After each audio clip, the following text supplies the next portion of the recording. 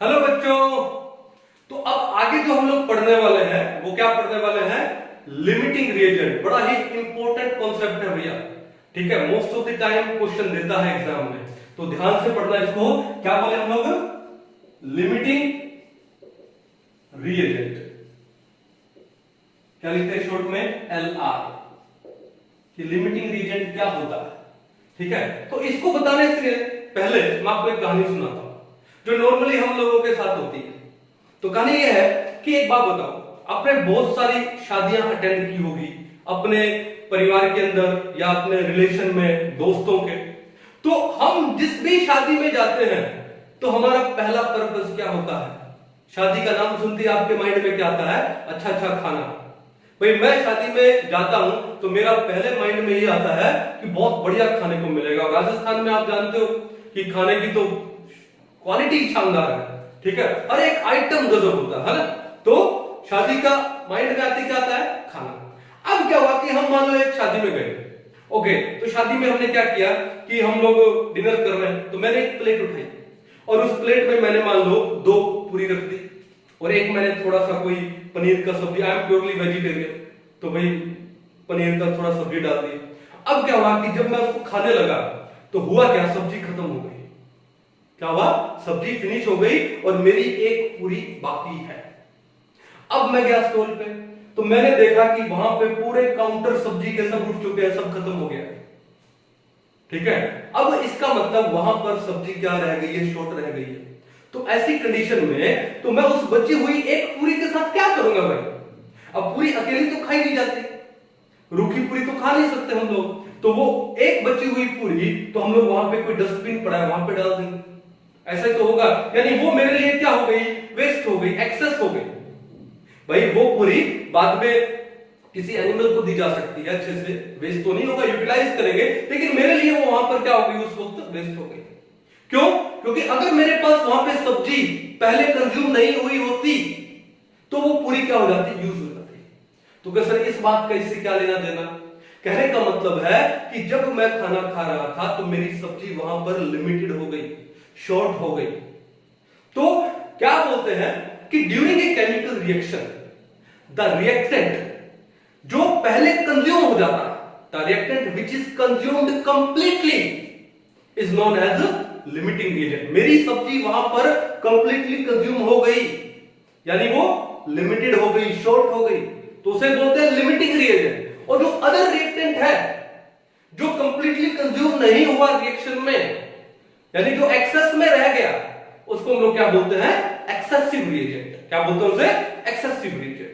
समझ आ गया कॉन्सेप्ट? तो लिमिटिंग रिएजेंट क्या होता है कि in a chemical reaction, in a chemical reaction the reactant which is consumed completely, one of the reactants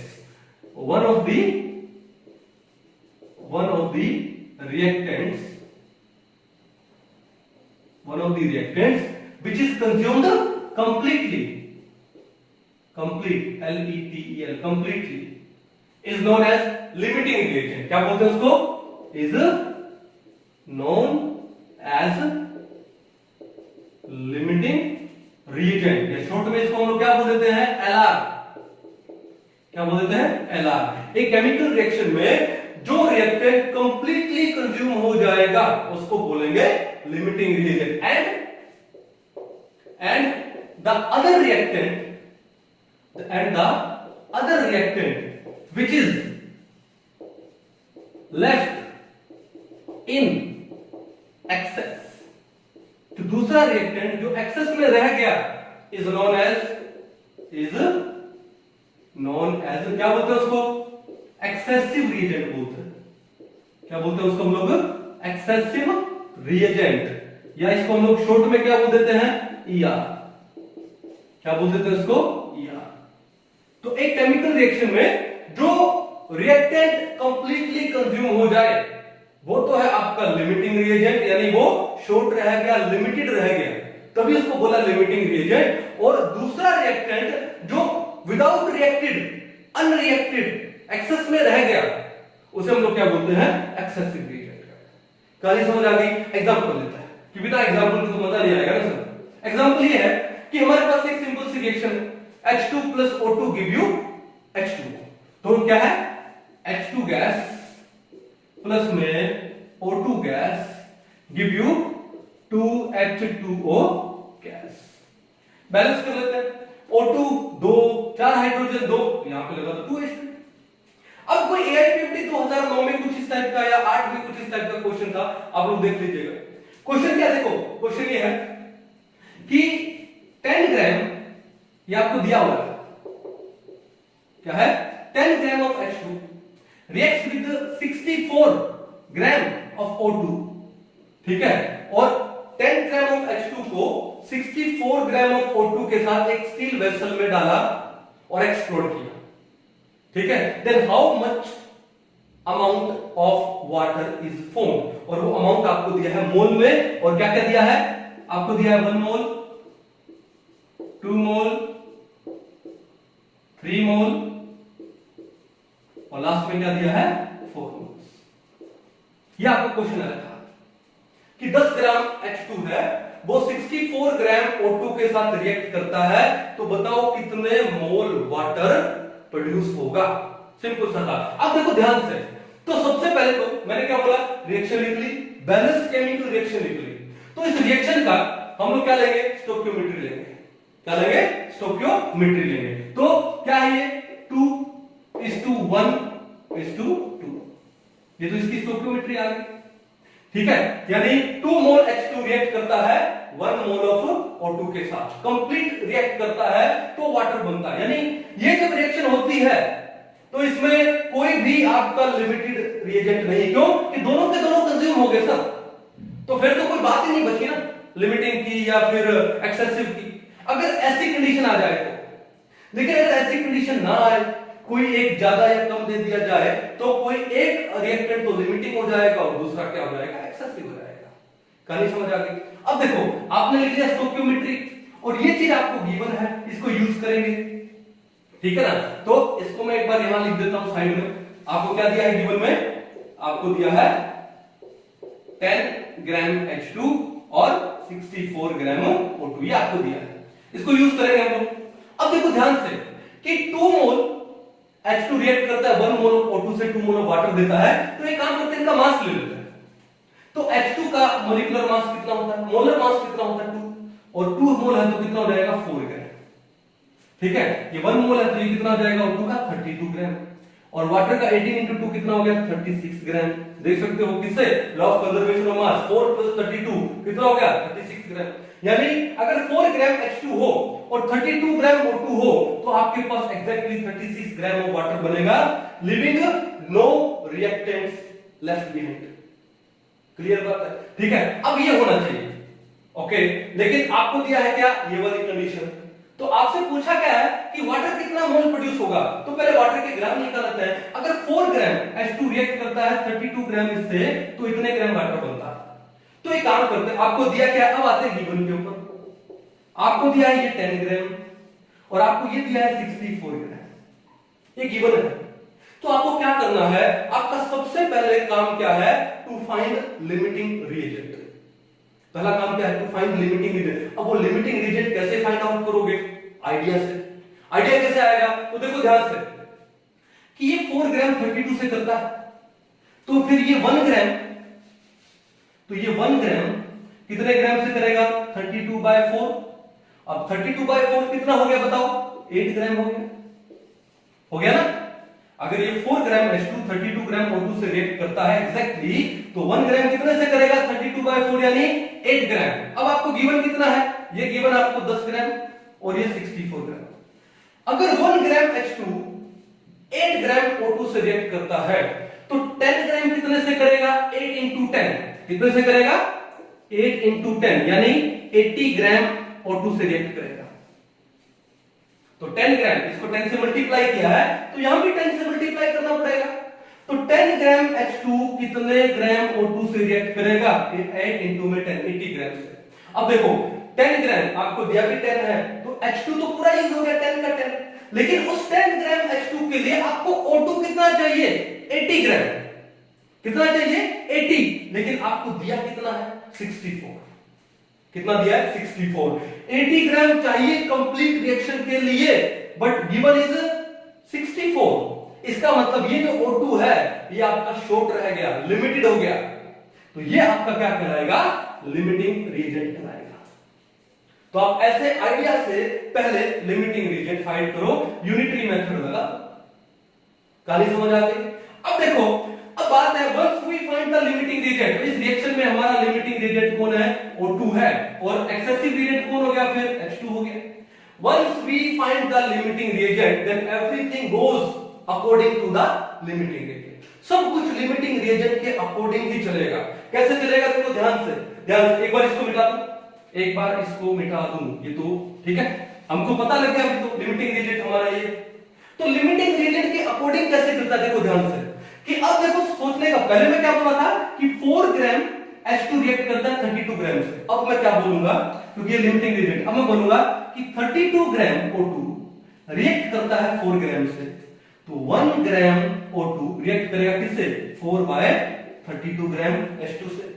तो आपको O2 कितना दिया? 64। तो 64 ग्राम किससे रिएक्ट करेगा? किससे रिएक्ट करेगा? 4/32 इंटू में 64। अब 32/64 कितना हो गया? 2। 4 इंटू 2 कितना हो गया? 8। आपके पास कितना आ गया? 8 ग्राम H2 आ गया। 64 ग्राम O2 दिया हुआ था, कंप्लीटली कंज्यूम हो गया, लिमिटिंग रिएजेंट। लेकिन 10 ग्राम आपको दिया हुआ था H2, कंज्यूम कितना हुआ? सिर्फ 8 ग्राम। तो कितने ग्राम H2 is left behind? 10 minus 8, 2 gram of H2 is left behind, और वो आपका क्या है? Excessive reagent. ठीक है, अब देखो बात ये है कि 8 ग्राम आपका क्या यूज हो गया? H2 यूज हो गया ना। अब देखो 8 प्लस में 64, law of conservation of mass लगा दो। 8 प्लस 64 कितना होता है? 72, यानी 72 ग्राम ऑफ वाटर इज प्रोड्यूस्ड। कितना वाटर प्रोड्यूस हो रहा है? 72 ग्राम। अब 72 ग्राम में मोल कितने होते हैं? मोल कैसे निकालते हैं? Given weight by molar wait. Given weight है 72 और वाटर का मोलर वेट कितना है? 18। 72/18 यानी 4 मोल। आंसर क्या आ गया? Option number D. क्या आ गया? Option number D. कहानी समझ आ गई? कर लोगे अच्छे से? एक बार उतार लो। एक बहुत मजेदार क्वेश्चन आया हुआ इसका, ठीक है, वो भी सॉल्व करते हैं। चलिए, AIPMT 2014 में क्वेश्चन आया हुआ है, मस्त क्वेश्चन है ये भी। क्या बोलते हैं देखो कि 1 gram of magnesium is burnt with 0.56 gram of O2 in a closed vessel. Which reactant is left in excess and how much? तो भैया सबसे पहले आपका काम क्या है? आप बैलेंस केमिकल रिएक्शन लिख लो। मैग्नीशियम को Mg प्लस में O2 बॉन्ड करोगे तो क्या बनेगा? MgO बनोगे, मैग्नीशियम ऑक्साइड बनेगा। तो कितने ऑक्सीजन है? 2। यहां पर कितना? 1, तो यहां लग जाएगा 2 मैग्नीशियम, ये भी क्या हो जाएगा? 2 magnesium, 2 magnesium, 2 magnesium, 2 oxygen, 2 oxygen. तो पहला काम तो है कि बैलेंस केमिकल रिएक्शन लिख लो, क्योंकि हमने लिख ली। अब उसके बाद देखो क्या है कि स्टोइकियोमेट्री देखो यहां पे, ये 2:1:2, 2:1:2, क्लियर है। अब इसका वेट निकालो एक बार, ठीक है? क्या निकालो? वेट। मास देख लेते हैं कैसे आएगा। मैग्नीशियम का कितना देता है? 24 एटॉमिक वेट, तो 2 मोल का कितना हो जाएगा? 48 हो जाएगा। 48 ग्राम मैग्नीशियम कितने ग्राम से? 32 ग्राम O2 से रिएक्ट करता है, तो कितना बनाएगा? 48 प्लस में 32, ये हो जाता है आपका 80 ग्राम। कौन सा यूज किया हमने? Law of conservation of mass हमने यूज किया। सिंपल सी बात थी, ठीक है ना। तो इसने क्या पूछा कि which reactant is left in excess and how much. तो भैया बात इन दोनों की रिएक्टेंट की हो रही है, इसके बारे में तो पूछा ही नहीं, तो इसको छोड़ दो, बस इन दोनों को कंसंट्रेट करेंगे, ठीक है ना। ओके, तो इसको सिंपलीफाई कर सकते हो सिंपल रेशो में। 48:32, 16 के ऊपर दो, तो ये कितना हो जाएगा? 3:2। तो हमारे पास एक सिंपल होल नंबर रेशो आ गया 3:2, यानी 3 ग्राम Mg 2 ग्राम O2 के साथ कंप्लीट रिएक्ट करने पे आपको क्या देता है? MgO देगा। कितना देगा? 3 + 2 5 ग्राम MgO देगा। क्लियर है? अब देखो, अब आते हैं गिवन पे। गिवन क्या बोलता है कि 1 gram of Mg is burned with 0.56 gram O। तो आपको गिवन क्या है? आपको दिया है 1 ग्राम Mg दिया है। क्या दिया है? 1 ग्राम Mg, और ये कितना दिया है? 0.56 ग्राम O2 दिया है, यही तो दिया है। तो अब आपको पहला काम है कि आपको पता लगाना है कि लिमिटिंग रिएजेंट कौन है, क्योंकि सब कुछ किसके अकॉर्डिंग चलने वाला है, लिमिटिंग रिएजेंट के अकॉर्डिंग चलने वाला है। तो लिमिटिंग रिएजेंट कैसे पता लगाऊंगे हमें, ठीक है। तो एक काम करते हैं कि अगर ये 2 है, पीछे से चल लेते हैं, अगर ये 2 ग्राम O2 है तो उसके लिए कितना मैग्नीशियम चाहिए, 3 ग्राम चाहिए। तो फिर 1 ग्राम के लिए कितना चाहिए, ये चाहिए 3/2, कितना चाहिए 3/2। तो 0.56 ग्राम के लिए कितना चाहिए, तो 3/2 को मल्टीप्लाई कर देंगे किससे, 0.56। तो एक बार देखते हैं ये आता है कि नहीं आता। तो 3/2 को मल्टीप्लाई करते हैं, देखो 3/2 into 0.56 मल्टीप्लाई कर लेते, कितना आएगा, देखो 2 1 जा, ये कितने में गया 0.28, 0.28 को 3 से मल्टीप्लाई करो, कितना आएगा 4, ये आएगा 0.84, 0.84 ग्राम। इसका मतलब क्या है कि अगर O2 2 ग्राम है तो उसके लिए कितना mg चाहिए, 3 ग्राम। और अगर ये 1 ग्राम है तो ये कितना हो गया 3/2, यूनिटरी मेथड आ गया। और अगर ये 0.56 ग्राम है जो कि आपको दे चुके हैं ये O2, तो ये कितना चाहिए, कितना दिया है वो बाद में देखेंगे, लेकिन चाहिए कितना, तो ये चाहिए 3/2 into 0.56 यानी 0.84 ग्राम चाहिए। अब देखो ये कैलकुलेशन आ गया, इसको मिटा देता हूं एक बार, कि आपको 0.56 ग्राम O2 के लिए, 0.56 ग्राम O2 के लिए आपको mg कितना चाहिए, 0.84 ग्राम mg चाहिए। ये कहानी क्लियर है ना। अब देखो ध्यान से कि आपको 1 ग्राम दिया हुआ है और आपको चाहिए 0.84 ग्राम, आपको 1 ग्राम गिवन है, चाहिए कितना 0.84 यानी कम चाहिए, लेकिन आपको ज्यादा दिया है। तो ये मैग्नीशियम आपका क्या हो गया, एक्सेसिव रिएजेंट हो गया। और ये O2 पूरा का पूरा लग गया, ये क्या हो गया आपका लिमिटिंग रिएजेंट हो गया। और लकीली लिमिटिंग रिएजेंट के अकॉर्डिंग ही हम लोग चले, सही है ना। तो मैग्नीशियम है 0.56 ग्राम, O2 के लिए 0.84 ग्राम चाहिए था, बट दिया उन्होंने उससे ज्यादा 1 ग्राम दिया, तो हमारा मैग्नीशियम क्या हो गया, एक्सेसिव रिएजेंट हो गया। तो यहां पर क्या लिखोगे, आपका जो एक्सेसिव रिएजेंट है वो कौन है, mg, एंड हाउ मच, भाई आपको दिया कितना है 1, कंज्यूम कितना हुआ 0.84 ग्राम, तो 1 में से 0.84 माइनस करो, कितना आएगा 0.16 gram of mg is left behind in excess. ठीक है, तो ऑप्शन क्या है, ऑप्शन है पहला mg, पहला ही ऑप्शन है भाई, 0.16 gram of mg is left behind in excess. तो देखा आपने कितने सिंपल से क्वेश्चन है। अब क्वेश्चन कराने को मैं यहां 50 करवा सकता हूं, मेरा काम था कि मैं आपको सिंपल मेथड बताऊं, वो मैं आपको बता चुका हूं। अब आप बहुत सारे न्यूमेरिकल्स लीजिए, चाहे वो प्रीवियस ईयर में आए हो या आपके पास कोई भी असाइनमेंट हो, और वो न्यूमेरिकल करके देखिए। और अगर किसी न्यूमेरिकल में कोई डाउट आता है तो आप मेरे को भेज सकते हो, मैं आपका डाउट जैसे ही मैं देखता हूं क्लियर करता हूं। ठीक है, आई होप आपको ये लिमिटिंग रिएजेंट का कॉन्सेप्ट बहुत अच्छे से समझ आया होगा। वो RMALITY। अब देखो पहला लेटर क्या है इसका, पहला अल्फाबेट क्या है N, तो इसका जो सिंबल है वो सिंबल क्या हो जाएगा, कैपिटल N हो जाएगा। सिंबल क्या हो जाएगा, कैपिटल N। अब बात होती है कि सर ये नॉर्मेलिटी होती क्या है, ये नॉर्मेलिटी होती क्या है, तो it is the number of gram equivalents of solute, number of gram equivalents of solute dissolved in 1 litre of the solution. क्या लिखा हम लोगों ने, it is the number of gram equivalents of solute, okay, dissolved in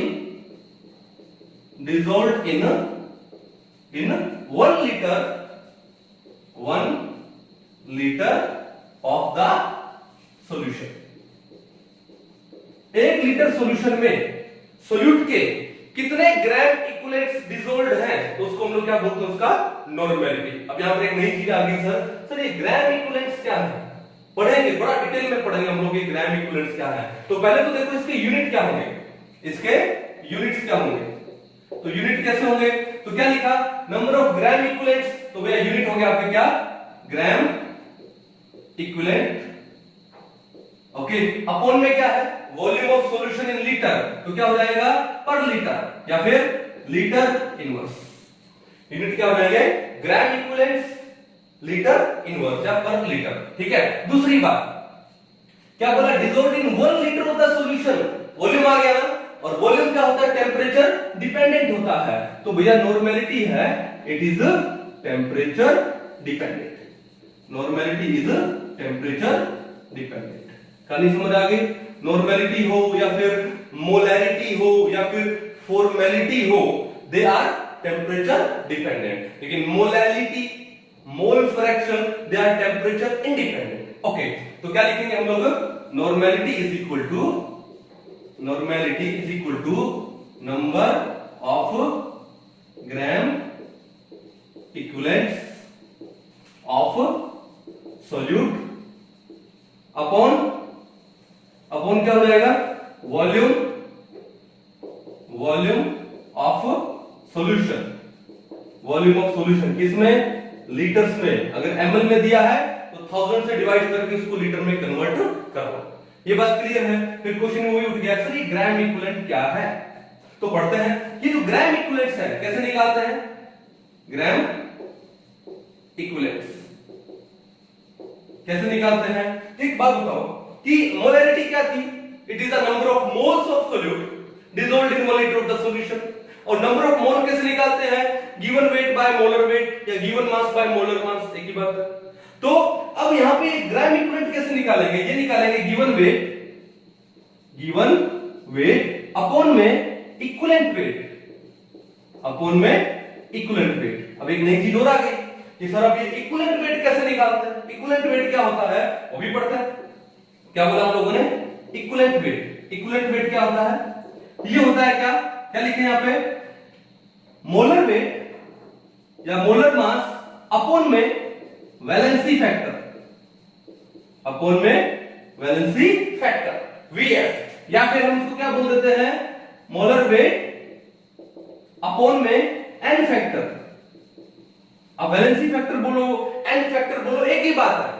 अब फिर mind में question आता है कि सर ये वैलेंसी फैक्टर या एन फैक्टर ये कैसे निकालते हैं। भैया अब सारा गेम इसी का है कि एन फैक्टर कैसे निकाले, ठीक है, तो हम डिटेल में पढ़ेंगे इसको कि एन फैक्टर कैसे निकालते हैं। तब तक आप एक बार इसको समझो कि नॉर्मेलिटी होती क्या है, it is the number of gram equivalents of solute dissolved in 1 liter of the solution। और ग्राम इक्विवेलेंट कैसे निकालते हैं, गिवन वेट बाय में इक्विवेलेंट वेट, और इक्विवेलेंट वेट कैसे निकालते हैं, मोलर वेट अपॉन में वैलेंसी फैक्टर या मोलर वेट अपॉन में एन फैक्टर। ये बात समझ गए, एन फैक्टर को बिल्कुल डिटेल में पढ़ने वाले हम लोग, ठीक है। लेकिन एक काम करते हैं उससे पहले कि मोलैरिटी में और नॉर्मेलिटी में रिलेशन क्या है, ठीक है। तो पहले तो मैं आपको डिटेल में समझाता हूं, फिर एक छोटे से ट्रिक से मैं आपको लाइफ टाइम तक याद करवाता हूं, ठीक है। अच्छे से उतार लो इसको एक बार, ठीक है, फिर आगे चलते हैं एक बार।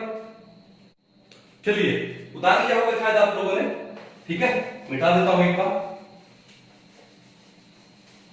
ओके, तो नॉर्मेलिटी है, बड़ा इंपॉर्टेंट है, ठीक है। तो हमको क्या लेना है, रिलेशन बिटवीन किसमें, normality and molarity, molarity and normality में रिलेशन लेकर के आते हैं, ठीक है। क्योंकि कई बार आपको कुछ क्वेश्चन दिए होंगे जहां पे नॉर्मेलिटी दिया होगा और आपको मोलैरिटी के अंदर जवाब देना होगा, तो अगर आपको रिलेशन पता है तो आप एक सेकंड में निकाल सकते हो, या मोलैरिटी दिया होगा नॉर्मेलिटी में आंसर देना होगा तो आप इमीडिएट निकाल सकते हो। तो पहले रिलेशन बना लेते हैं बिटवीन नॉर्मेलिटी एंड मोलैरिटी। तो एक बात बताओ, नॉर्मेलिटी क्या होती है, नॉर्मेलिटी क्या होती है, ये होती है क्या, number of gram equivalents of solute upon में वॉल्यूम ऑफ सॉल्यूशन, इसमें इन लीटर्स में पढ़ा भी हम लोगों ने, number of gram equivalents of solute upon volume of solution in litre. अब देखो ग्राम इक्विवेलेंट कैसे निकालते हैं, कैसे निकालेंगे, ये निकालेंगे क्या, गिवन वेट अपॉन में इक्विवेलेंट वेट, ठीक है, और अपॉन में क्या पढ़ा रहने दो आपका, volume of solution in litre. Volume of solution, किसमें, इन लीटर्स में। ये बात क्लियर है। अब देखो इक्विवेलेंट वेट कैसे निकालते हैं, तो क्या लिखूंगा इसको मैं, गिवन वेट अपॉन में इक्विवेलेंट वेट क्या होता है, molar weight upon N factor, क्या हो जाता है, molar weight upon N factor. ठीक है। अब एक चीज देखो यार कि ये डिवाइड में है molar weight upon N factor, तो ये मल्टीप्लाई में होगा तो ऊपर क्या जाएगा, मल्टीप्लाई में आ जाएगा ना, तो ऊपर क्या जाएगा, ये मल्टीप्लाई में। तो क्या मैं इसको ऐसा लिख दूं कि गिवन वेट बाय में क्या था तुम्हारे पास, ये था मोलर वेट अपॉन में एन फैक्टर, और ये एन फैक्टर ऊपर मल्टीप्लाई में आ जाएगा। तो एक बार इसको ऐसे लिखते हैं, बाद में मल्टीप्लाई में लिखते हैं। अपॉन क्या है, वॉल्यूम ऑफ सॉल्यूशन, किसमें, इन लीटर्स में। ठीक है, इसको आगे सोल्व कर लेते हैं। तो ये एन फैक्टर ऊपर क्या आ गया, मल्टीप्लाई में, तो क्या बचा आपके पास, आपके पास बचा क्या, गिवन वेट अपॉन में क्या बचा, मोलर वेट, इनटू में क्या आ गया, एन फैक्टर, एन को लिख देता हूं। ठीक है ना, इनटू में क्या आ गया, एन, अपॉन में क्या है, अपॉन है वॉल्यूम ऑफ सॉल्यूशन, किसमें, इन लीटर्स में। सिंपल था। अब एक बात बताओ, ये किसके इक्वल है, सारा नॉर्मेलिटी के इक्वल है। अब एक बात बताओ कि ये जो टर्म आपके पास आई है, given weight upon molar weight upon volume of solution litre, इसको क्या बोलते हैं, मोलैरिटी। इसको क्या बोलते हैं, मोलैरिटी। तो इसको हटा के यहां पे क्या लिख दूं, मोलैरिटी। तो आपके पास क्या जाएगा, normality is equal to molarity into में एन फैक्टर, या फिर valency factor. Normality is equal to molarity into में एन फैक्टर। क्लियर है। तो ये रिलेशनशिप है किसके बीच में, नॉर्मेलिटी और मोलैरिटी में। अगर आपको किसी सॉल्यूशन का नॉर्मेलिटी दिया है, मोलैरिटी दिया है, एन फैक्टर निकाल सकते हो। तो एन फैक्टर कैसे निकालोगे, तो ये आपका N factor is equal to क्या हो जाएगा, नॉर्मेलिटी अपॉन में मोलैरिटी। ठीक है। या अगर आपको सॉल्यूशन का एन फैक्टर पता है, नॉर्मेलिटी दी है, तो मोलैरिटी निकाल सकते हो। या आपको मोलैरिटी दी है, एन फैक्टर दिया है, तो नॉर्मेलिटी निकाल सकते हो। सिंपल। तो what is the relationship between normality and molarity, normality is equal to molarity into में एन फैक्टर। अब क्या होता है यार कि कंपटीशन में आपको 4 ऑप्शन दिया जाता है और चारों ऑप्शन कंफ्यूजिंग होते हैं। तो कई बार क्या है कि माइंड में आता है कि normality is equal to molarity into N factor था, या फिर molarity is equal to normality into N factor था। हम लोग कंफ्यूज हो जाते हैं। ओके, और कंफ्यूजन हुआ और वहीं पर हमारा क्वेश्चन गलत हो गया। तो एक काम करें, वो बार बार हम लोग वहां पर, तो एक क्वेश्चन के लिए 1 मिनट मिलेगा, तो वहां पर ये रिलेशन को बार बार लिख के फिर बस थोड़ी याद करेंगे। कॉन्सेप्ट आपको समझ आ गया। अब इसको, इस फॉर्मूला को याद रखना है। क्या चाहिए उसके लिए, ट्रिक चाहिए। क्या चाहिए उसके लिए, ट्रिक। तो मैं आपको इस फॉर्मूला को, बड़ा सिंपल सा है, normality is equal to molarity into में एन फैक्टर, इस फॉर्मूला को याद रखने का एक छोटा सा ट्रिक देता हूं। ठीक है, ओके। अब ट्रिक क्या है, एक बात बताओ, मेरा एक स्टूडेंट था, अभी तो वो इंजीनियर बन गया है आईआईटी कानपुर से। तो उसका नाम था नमन गुप्ता। क्या नाम था, नमन गुप्ता। ठीक है। अब नमन, देखो हम किसी का नेम लिखते हैं तो पहला लेटर हमेशा कैपिटल होता है, किसी का भी नेम। ठीक है। अब नमन की स्पेलिंग क्या होगी, NAMAN, नमन।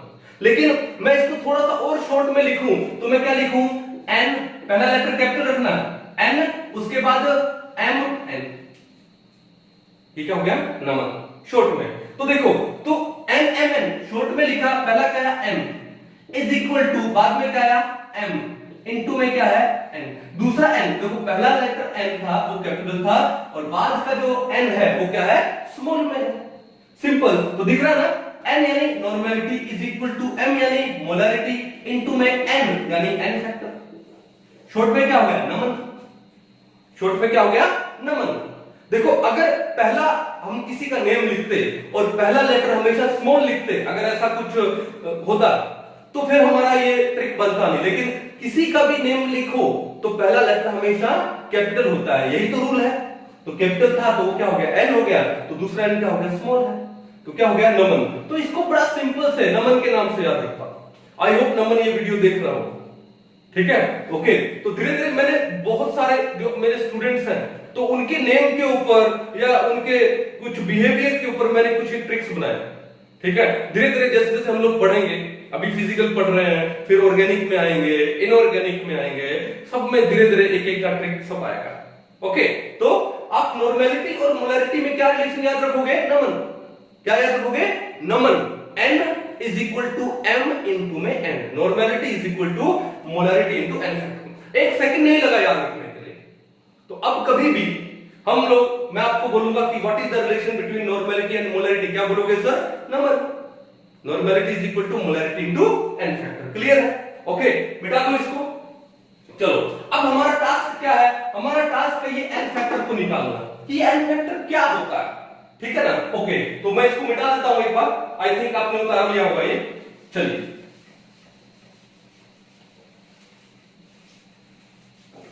इस नॉर्मेलिटी के कॉन्सेप्ट को समझाने के लिए मैं आपको क्लास 12 के चैप्टर में भी ले जाऊंगा। किसमें? इलेक्ट्रोकेमिस्ट्री में। इतना इजी हो जाएगा आपके लिए ये कॉन्सेप्ट कि दिमाग से नहीं निकलेगा। तो पहला तो सबसे पहले काम क्या करना है? n फैक्टर फाइंड आउट करना है। क्या लिखूं मैं? Methods to find n factor, या फिर डायरेक्ट लिख दो एक बार n फैक्टर, ठीक है। या इस n फैक्टर का दूसरा नाम क्या है? Valency factor. Valency factor. भाई मैं तो इसको बेसिकली n फैक्टर ही बोलता हूं। अब ये n फैक्टर निकाले कैसे?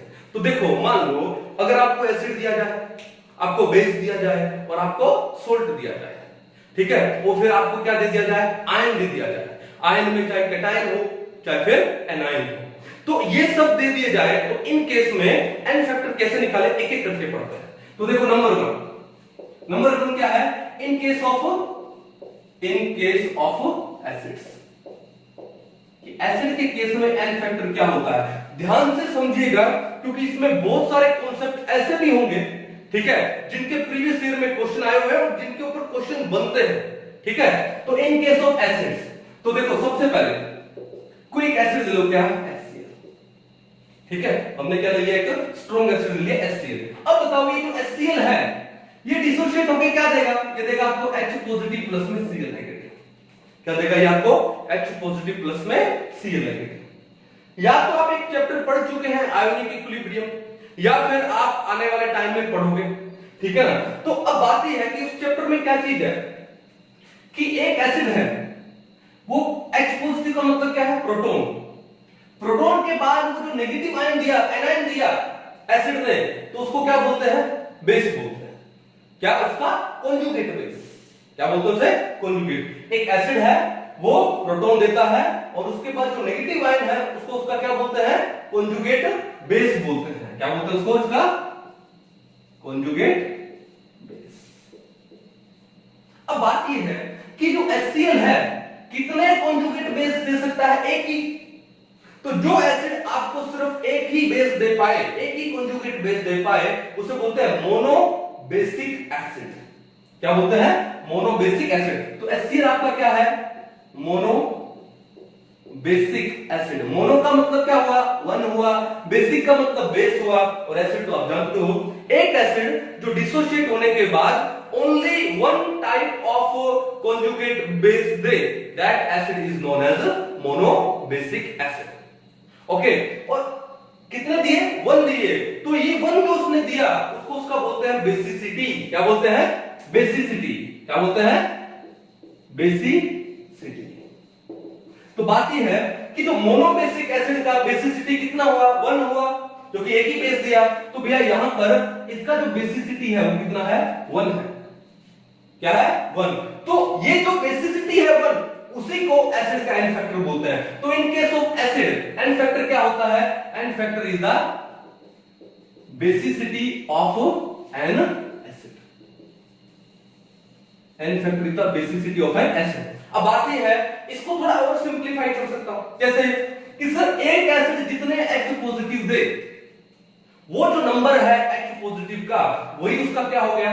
n फैक्टर हो गया। ये भी है, लेकिन ये चीज हमेशा अप्लाई नहीं होती है, क्योंकि आप किसी मॉलिक्यूल का फॉर्मूला देख के डिसाइड नहीं कर सकते हो कि वो कितने H पॉजिटिव देगा। फॉर एग्जांपल, अगर मैं आपको बोलूं कि आपको दिया है H3BO3, क्या नाम है इसका? Boric acid. डिटेल में पढ़ेंगे। अब बात यह है कि आपको लग रहा होगा कि यार H3 है, देयर आर 3 हाइड्रोजन, तो 3H पॉजिटिव आएंगे तो बेसिसिटी हो गया कितना? 3, n फैक्टर हो गया 3। अपने आंख बंद करके लिख दिया n फैक्टर कितना? 3। तो आपका ये रॉन्ग हो जाएगा, क्योंकि इसका जो n फैक्टर है वो कितना होता है? 1 होता है। तो किसी मॉलिक्यूल का फॉर्मूला देख करके वी कैन नॉट डिसाइड कि वो कितने H पॉजिटिव देने वाला है। तो इसके लिए हमको क्या जाना पड़ेगा? डिटेल में जाना पड़ेगा। तो इसलिए मैं ये नहीं बोल सकता हूं हर बार कि एक एसिड जितने H पॉजिटिव देगा वही उसका n फैक्टर हुआ, नहीं। लेकिन मैं ये जरूर बोल सकता हूं कि एक एसिड जितने कॉन्जुगेट बेस देगा वो नंबर उसका बेसिसिटी होता है, और वही उसका एसिड का क्या होता है? n फैक्टर होता है। तो what is the n factor in case of acid? That is the basicity of N acid. एक एसिड जितने बेस देगा, कॉन्जुगेट बेस देगा, उसका number is the n factor या वैलेंसी फैक्टर। कहानी समझ गए? चलो, तो एक तो हम लोगों ने HCl का पढ़ा, तो कोई बड़ी बात नहीं थी, ठीक है। सिमिलरली मान लो अगर HNO3 का भी आ जाता तो कोई बड़ी बात नहीं है। HNO3 डिसोसिएट होके एक H पॉजिटिव प्लस में NO3 नेगेटिव। अब बताओ ये भी क्या है? एक ही कॉन्जुगेट बेस देगा, तो इसका जो बेसिसिटी है, इसका जो बेसिसिटी है कितना हो गया? 1 हो गया, कोई बड़ी बात नहीं। अब देखो नंबर 3, अगर आपको दे H2SO4, king of chemicals, king of acid, oil of vitriol, क्या नाम है इसका? Sulphuric acid. अब सल्फ्यूरिक एसिड को मैं स्टेप बाय स्टेप दिखाता हूं कि सल्फ्यूरिक एसिड ने क्या काम किया। एक H पॉजिटिव दिया, पीछे बचा HSO4 नेगेटिव, तो एक आपके पास क्या आ गया? कॉन्जुगेट बेस एक आया, मैं लिख दूं CB1, कॉन्जुगेट बेस 1। अब देखो इस कॉन्जुगेट बेस में भी H है, तो ये जो HSO4 नेगेटिव है ये भी आपको एक H पॉजिटिव प्लस पीछे क्या बचेगा? SO4 2 नेगेटिव बचेगा, तो ये भी नेगेटिव आ गया, तो ये इसका कॉन्जुगेट बेस नंबर क्या हो गया? 2 हो गया, ये नंबर 1 था, ठीक है। अगर मैं इन दोनों रिएक्शन को कंबाइन में लिख दूं तो क्या हो जाएगा? HSO4 नेगेटिव से कैंसिल आउट हो गया, तो क्या बचा? H2SO4 आपको 2 H पॉजिटिव देने वाला है, प्लस में SO4 2 नेगेटिव देने वाला है। अगर मैं डायरेक्ट ये रिएक्शन लिखता तो आपके पास क्या था? SO4 2 नेगेटिव आता। आप बोलते सर एक ही बेस आया, तो मोनोबेसिक हुआ, इसलिए रिएक्शन को मैंने स्टेप बाय स्टेप दिखाया। तो H2SO4 आपको कितने टाइप के कॉन्जुगेट बेस देने वाला है? 2। कितने कॉन्जुगेट बेस? 2। नंबर कितना हुआ? 2। तो भैया ये इसका बेसिसिटी कितना हुआ? 2, और वही इस एसिड का H2SO4 का n फैक्टर हो गया। H2SO4 का n फैक्टर कितना होता है? 2। तो इसका जो बेसिसिटी है वो कितना हो गया? 2, यानी n फैक्टर कितना हो गया उसका? 2 हो गया। कहानी समझ जाओ भाई, कोई इशू नहीं है। तो ये था H2SO4 का, ठीक है। उतार लो एक बार, फिर आगे चलते हैं, मिटा दो। तो बड़े सिंपल से थे। अगर एक चीज देखो यहां पर, अब बात आती है इक्विवेलेंट वेट की। मैं सिंपल सा बता रहा हूं एक बार। H2SO4 का अगर आपको इक्विवेलेंट वेट निकालना है, H2SO4 का इक्विवेलेंट वेट क्या होता है? मोलर वेट बाय में n फैक्टर। क्या होता है? यहां लिख देता हूं, क्या होता है equivalent weight? It is equal to molar weight upon में n फैक्टर। अब H2SO4 का मोलर वेट कितना है? तो देखो एक हाइड्रोजन का 1, तो 2 का 2, ठीक है। सल्फर का 32, एक ऑक्सीजन का 16, तो 4 का कितना हो गया? 48। तो टोटल कितना हुआ? ये हुआ 48। 4 का कितना हुआ? 48, नो नो नो 64। 16 4 जा 64, तो कितना हुआ बताओ? 32 प्लस में 2 कितना हुआ? ये आपका हुआ 34। 34 प्लस में 64 कितना हुआ? 98। तो जो H2SO4 का जो मोलर वेट है वो कितना है? 98 है। और H2SO4 का n फैक्टर बेसिसिटी कितना है? 2 है, तो कितना हो जाएगा? 49 हो जाएगा। तो H2SO4 सल्फ्यूरिक एसिड का इक्विवेलेंट वेट कितना है? 49, जबकि उसका जो मोलर वेट है वो कितना है? 98। लेकिन ये देखो, अगर मैं HCl में देखूं, HNO3 में देखूं, n फैक्टर तो 1 है, तो इक्विवेलेंट वेट क्या होता है? ये होता है मोलर वेट अपॉन में n फैक्टर, और n फैक्टर यहां पे कितना है? 1 है। अगर n फैक्टर 1 हो तो equivalent weight is equal to molar weight. अब HCl का मोलर वेट कितना है? हाइड्रोजन का 1, क्लोरीन का 35.5, तो कितना जाएगा? 36.5। यही HCl का क्या है? इक्विवेलेंट वेट है। और HNO3 में भी आ जाओ, वहां भी n फैक्टर कितना है? 1 है, तो भैया वहां भी उसका जो इक्विवेलेंट वेट है वो किसके इक्वल हो जाएगा? मोलर वेट के हो जाएगा, क्योंकि n फैक्टर तो कितना है? 1 है। जब n फैक्टर 1 हो तो equivalent weight is equal to molar weight. ठीक है ना। तो HNO3 में देखो हाइड्रोजन का हुआ 1, नाइट्रोजन का 14, एक ऑप्शन 16, 3 का हो गया 48, तो 48 प्लस 1 49, और 49 प्लस में 14 कितना हो जाएगा 63 हो जाएगा। तो यहां पर इक्विवेलेंट वेट कितना जाएगा इसका 63 हो जाएगा। कहानी समझ रहे हो, कोई इशू नहीं है, ठीक है। और H2SO4 का इक्विवेलेंट वेट कितना हो जाएगा हाफ मोलर वेट से, क्योंकि n फैक्टर कितना है 2 है, n फैक्टर कितना उसका 2, तो कितना हो जाएगा 49। तो ये बड़ा बेसिक सा था ये, ठीक है। अब थोड़ा सा आगे हम लोग डिटेल में चलेंगे। डिटेल में क्या लिखा है देखो, मिटा दो इसको एक बार में। चलो 3 एग्जांपल हो गए हमारे पास। अब आगे लेते हैं कुछ एक एग्जांपल, जैसे मान लो, और मैं वो एग्जांपल चूज करूं जो कि एग्जाम में जिनके पूछने का प्रोबेबिलिटी क्या है ज्यादा है। जैसे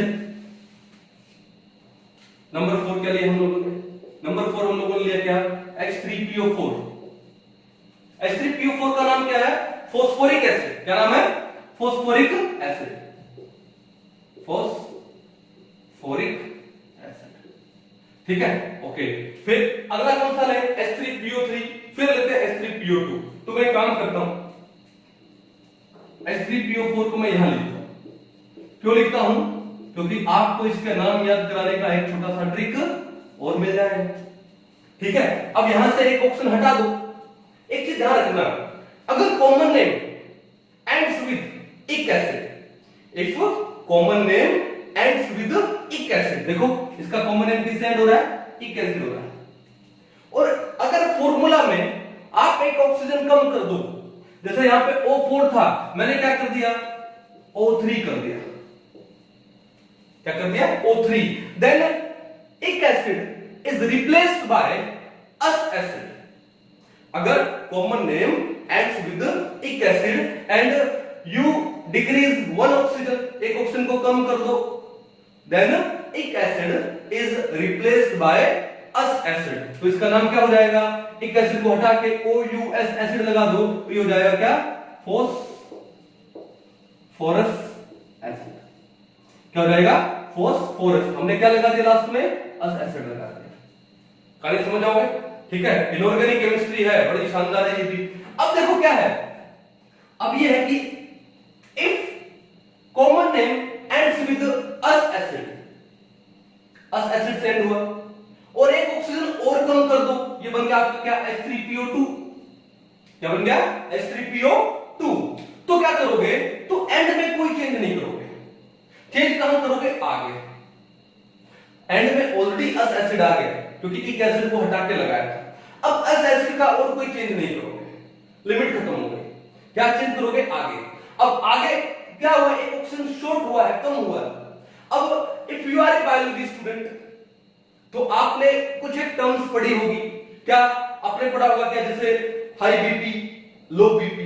तो हाई बीपी को हम लोग क्या बोलते हैं हाइपरटेंशन। हाइपर यानी ज्यादा, टेंशन, जो टेंशन ज्यादा ले ले तो ब्लड प्रेशर हाई हो जाता है, हाइपरटेंशन। हाइपर का मतलब क्या होता है नॉर्मल से ज्यादा, मोर देन नॉर्मल। और लो बीपी का मतलब क्या होता है हाइपोटेंशन, नॉर्मल से कम। जैसे मान लो किसी को ब्लड शुगर ज्यादा हो जाए तो क्या बोलते हैं हाइपरग्लाइसीमिया। हाइपर का मतलब नॉर्मल से ज्यादा, और ब्लड शुगर लेवल अगर कम हो जाए तो क्या बोलते हैं हाइपोग्लाइसीमिया, यानी नॉर्मल से कम। अब देखो अस एसिड है O3 है, अब यहां से एक ऑक्सीजन कम किया है, नॉर्मल से कम किया है, तो नेम के आगे क्या लग जाएगा हाइपो। क्या लग जाएगा हाइपो। तो इसका नाम क्या हो जाएगा हाइपो। और किससे रिलेट किया इससे, तो हाइपो फोस्फोरस एसिड। क्या नेम हो गया हाइपो फोस्फोरस एसिड। नेम समझ आ गया, याद कर लोगे। अब इनके और भी कॉमन नेम है। कॉमन नेम क्या है कि भैया फोस्फोरिक एसिड का तो एज इट इज है, फोस्फोरिक एसिड का एज इट इज है। ओके, अब इस हाइपोफोस्फोरस एसिड का क्या है, ठीक है, इसका नाम क्या है, इसको बोलते हैं क्या फोस्फिनिक एसिड। क्या नाम है इसका कॉमन नेम फोस्फिनिक एसिड। और इस फोस्फोरस एसिड का नाम क्या है फोस्फोनिक एसिड। क्या नाम है फोस्फोनिक एसिड। और इसका नाम एज इट इज है क्या फोस्फोरिक एसिड। वैसे उसको हम लोग ऑर्थोफॉस्फोरिक एसिड भी बोलते हैं। क्या बोलते हैं? Orthophosphoric acid. ये बात समझ आ गई? ठीक है, ये कॉमन नेम भी याद होने बहुत जरूरी है, क्योंकि एग्जाम में कॉमन नेम के ऊपर भी क्वेश्चन आता है। पता लगा कि पूरा मोल कॉन्सेप्ट वाला चैप्टर बड़ा डिटेल में पढ़ गया, कॉमन नेम कौन पूछता है, और एग्जाम में क्वेश्चन आ गया कॉमन नेम पे। अगर आप कोई नीट का पेपर उठा के देखोगे एआईपीएमटी में प्रीवियस ईयर 2-4-5 साल पहले, इस कॉमन नेम के ऊपर भी क्वेश्चन आया होगा। तो कॉमन नेम भी याद होने बहुत जरूरी है। और देखो ये याद हो गया, अब आपको एक चीज दिखाई दे रहा है कि भैया सबके अंदर कितने हाइड्रोजन है? 3। फॉर्मूला में दिखा कि सबके पास 3 हाइड्रोजन है। जल्दी नहीं करना है कि भैया सबके पास 3 हाइड्रोजन दिख रहे हैं तो सबका सर बेसिसिटी कितना होगा? 3 होगा। तो ये भी ट्राइबेसिक एसिड, ट्राइबेसिक नो। तो उस केस में क्या काम करोगे? उस केस में क्या है कि आपको स्ट्रक्चर आना चाहिए। आपको क्या आना चाहिए? स्ट्रक्चर। अब स्ट्रक्चर का मतलब केमिकल बॉन्डिंग।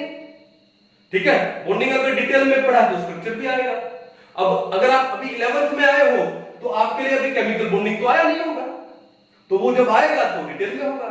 और अगर आप अभी रिपीटर्स वाले हो, ठीक है, या फिर 12th वाले स्टूडेंट हो, तो फिर ये तो केमिकल बॉन्डिंग में आ गया होगा, तो आपको स्ट्रक्चर पता होना चाहिए।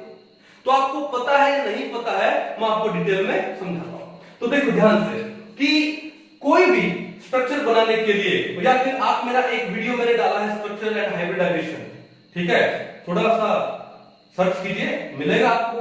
ठीक है, अच्छे से देखिए कि किसी भी स्ट्रक्चर को बनाते कैसे हैं, या फिर मैं आपको ब्रीफ में यहां भी बता देता हूं।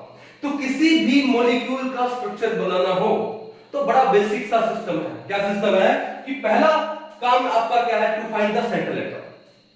जैसे मान लो आप अपने घर में कितने भी मेंबर होंगे, 1 2 4 5 10, लेकिन घर तो एक ही है, वो घर आपका क्या है? सेंटर है। तो पहला काम है to find the central atom. और सेंट्रल एटम कैसे फाइंड करोगे कि सेंट्रल एटम हमेशा मिनिमम नंबर में होता है। अब यहां पे मिनिमम नंबर में कौन है? Phosphorus, phosphorus, phosphorus.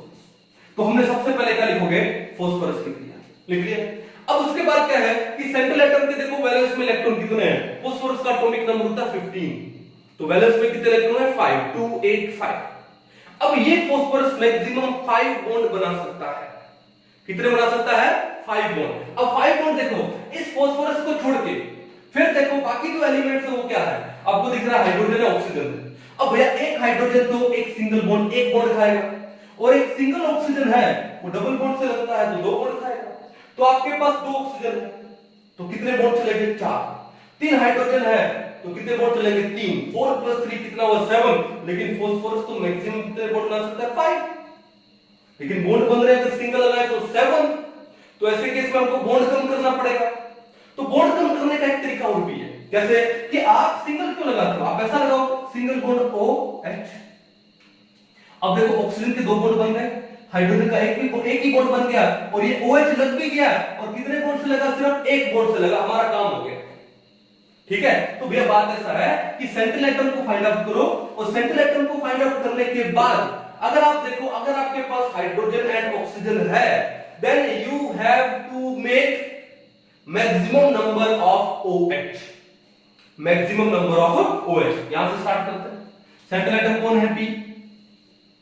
ठीक है, कितने मैक्सिमम OH हो सकते हैं? 3 हो सकते हैं, क्योंकि 3 हाइड्रोजन है और 3 तो ऑक्सीजन उसके साथ आ जाएंगे, तो 3 OH हो सकते हैं। तो सिंगल बॉन्ड के साथ OH लगा दीजिए, लगा दी। अब क्या बचा? अब बचा एक ऑक्सीजन बचा। 3 oxygen are used, only 1 oxygen is left behind. और अब एक ऑक्सीजन बचा तो हमारे पास कोई ऑप्शन नहीं है, वो कौन सा बॉन्ड लेगा? Double bond. तो लगा दो डबल बॉन्ड, बन गया स्ट्रक्चर किसका? H3PO3। सिंपल। कहानी समझ आ रही है? अब देखो ध्यान से, ये फास्फोरिक एसिड में अब H पॉजिटिव कौन जाएगा? जो O के साथ में लगा। मैं एक को दिखा देता हूं अच्छे से। क्यों? क्योंकि ऑक्सीजन और हाइड्रोजन की इलेक्ट्रोनेगेटिविटी में डिफरेंस है। जब भी बॉन्ड टूटेगा तो H क्या जाएगा? पॉजिटिव, और पीछे O क्या रहेगा? नेगेटिव रहेगा। तो मेरे को ये बताओ H कौन सा जाएगा? जो कि ऑक्सीजन के साथ में लगा है। तो कितने H O के साथ में लगे? 3। तो कितने H पॉजिटिव आएंगे? 3। तो भैया इसका जो N फैक्टर है, इसका जो N फैक्टर है वो कितना होगा? 3 होगा। कितना होगा 3। और डिटेल में समझा देता हूं कैसे, कि अगर मैं इसको रिएक्शन से समझाऊंगा आपको कैसे, H3PO4 है, क्या देगा आपको H पॉजिटिव प्लस में H, कितने एक H पॉजिटिव चला गया, कितने हाइड्रोजन बचे 2, H2PO4 नेगेटिव। बताओ एक कॉन्जुगेट बेस आया कि नहीं आया? ओके, अब ये जो कॉन्जुगेट बेस है कौन सा, H2PO4 नेगेटिव, अगेन एक H पॉजिटिव देगा, पीछे क्या बचेगा HPO4 2 नेगेटिव, HPO4 2 नेगेटिव, दूसरा कॉन्जुगेट बेस। ओके, अब ये जो HPO4 नेगेटिव है, अगेन एक H पॉजिटिव देगा, पीछे क्या बचेगा PO4 3 नेगेटिव, तीसरा कॉन्जुगेट बेस। तो टोटल कितने कॉन्जुगेट बेस आए, 1 2 3 आए, कितने आए 3। तो कौन सा एसिड हुआ, ट्रायाबेसिक एसिड हुआ। ये कौन सा एसिड हुआ, ट्रायाबेसिक एसिड। इस एसिड का बेसिसिटी कितना हुआ, 3 हुआ। या फिर मैं बोल दूं कितने H पॉजिटिव देगा ये आपको 3 H पॉजिटिव देगा, तो ये क्या हो गया, ट्रायाबेसिक एसिड हो गया। ठीक है, या फिर हम इसको क्या बोलते हैं, H पॉजिटिव का मतलब क्या होता है, प्रोटॉन। कितने प्रोटॉन दे रहा है, 3, तो क्या बोलूं, ट्राइप्रोटिक एसिड। क्या बोलूं इसको मैं, और ट्राइप्रोटिक एसिड। कहानी समझ आ गई? तो H3PO4 का, फॉस्फोरिक एसिड का N फैक्टर कितना होता है, 3 होता है। कितना होता है, 3, लिख लोगे। अब देखो ध्यान से, ये जो H3PO3 का, H3PO4 का कितना होता है, 3 होता है। H3PO3 का स्ट्रक्चर बनाना है, सेंट्रल एटम कौन है, फास्फोरस।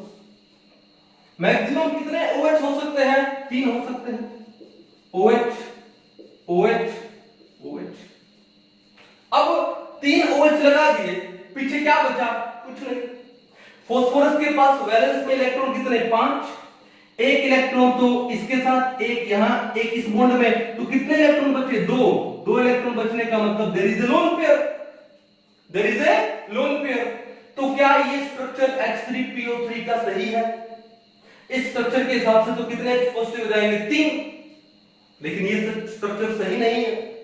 ये स्ट्रक्चर क्यों सही नहीं है, अब लोन पेयर ऑफ इलेक्ट्रॉन्स है और इलेक्ट्रॉन पे चार्ज क्या, नेगेटिव।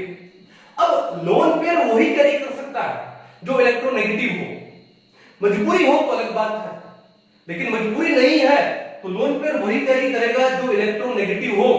अब हमने इलेक्ट्रॉन नेगेटिविटी का ऑर्डर पढ़ा था, क्या, फोकल, नंबर्स, सेकंड, प्लम्बर। अब इस ऑर्डर में कहीं पे फास्फोरस आया नहीं। अब फास्फोरस अगर नहीं आया, इसका मतलब फास्फोरस का इलेक्ट्रॉन नेगेटिविटी थोड़ा कम होता है। It is unable to contain a lone pair. मजबूरी हो तो अलग बात है, तो लोन पेयर आएगा। जैसे मान लो एक एग्जांपल आपके पास आ जाएगा PS3, इसे हम लोग क्या बोलते हैं, फोस्फीन बोलते हैं। क्या बोलते हैं, फोस्फीन। अब यहां मजबूरी है कि 3 हाइड्रोजन है और तो कुछ है ही नहीं, तो यहां पर हम लोग एक लोन पेयर लगा देते हैं। ये मजबूरी है यहां, लेकिन यहां तो ऐसी कोई मजबूरी नहीं है। मजबूरी नहीं है तो लोन पेयर को हमको हटाना है भैया, क्योंकि फास्फोरस का इलेक्ट्रोनेगेटिविटी क्या है, कम है। अब हमने ये OH क्यों लगाए थे, ताकि हमारे जो बॉन्ड है, एक ही बॉन्ड में ऑक्सीजन भी लग जाए, हाइड्रोजन भी लग गया, एक ही बॉन्ड में हमारा काम हो गया, 2 एलिमेंट लग गए। लेकिन अब बात है कि हमारे पास 2 इलेक्ट्रॉन है, तो क्या मैं ऐसा काम नहीं कर सकता? मैं ये कर सकता हूं कि भैया मैंने 2 OH को तो रहने दिया, मैंने 2 OH को तो रहने दिया, एक मैंने H लगा दिया और यहां पे ये लोन पेयर को हटा के मैंने यहां पे क्या लगा दिया, डबल बॉन्ड O लगा दिया। ऐसा काम कर सकता हूं। अब ऐसा काम करने से फास्फोरस पे लोन पेयर भी नहीं आएगा और 1 2 3 4 5 बॉन्ड भी बन गए। अब देखो यहां पर क्या होगा, H पॉजिटिव कौन आएगा, जो ऑक्सीजन के साथ लगा है, ये H O के साथ लगा, ये H O के साथ लगा है, लेकिन ये H तो O के साथ नहीं लगा, ये किसके साथ लगा है, P के साथ।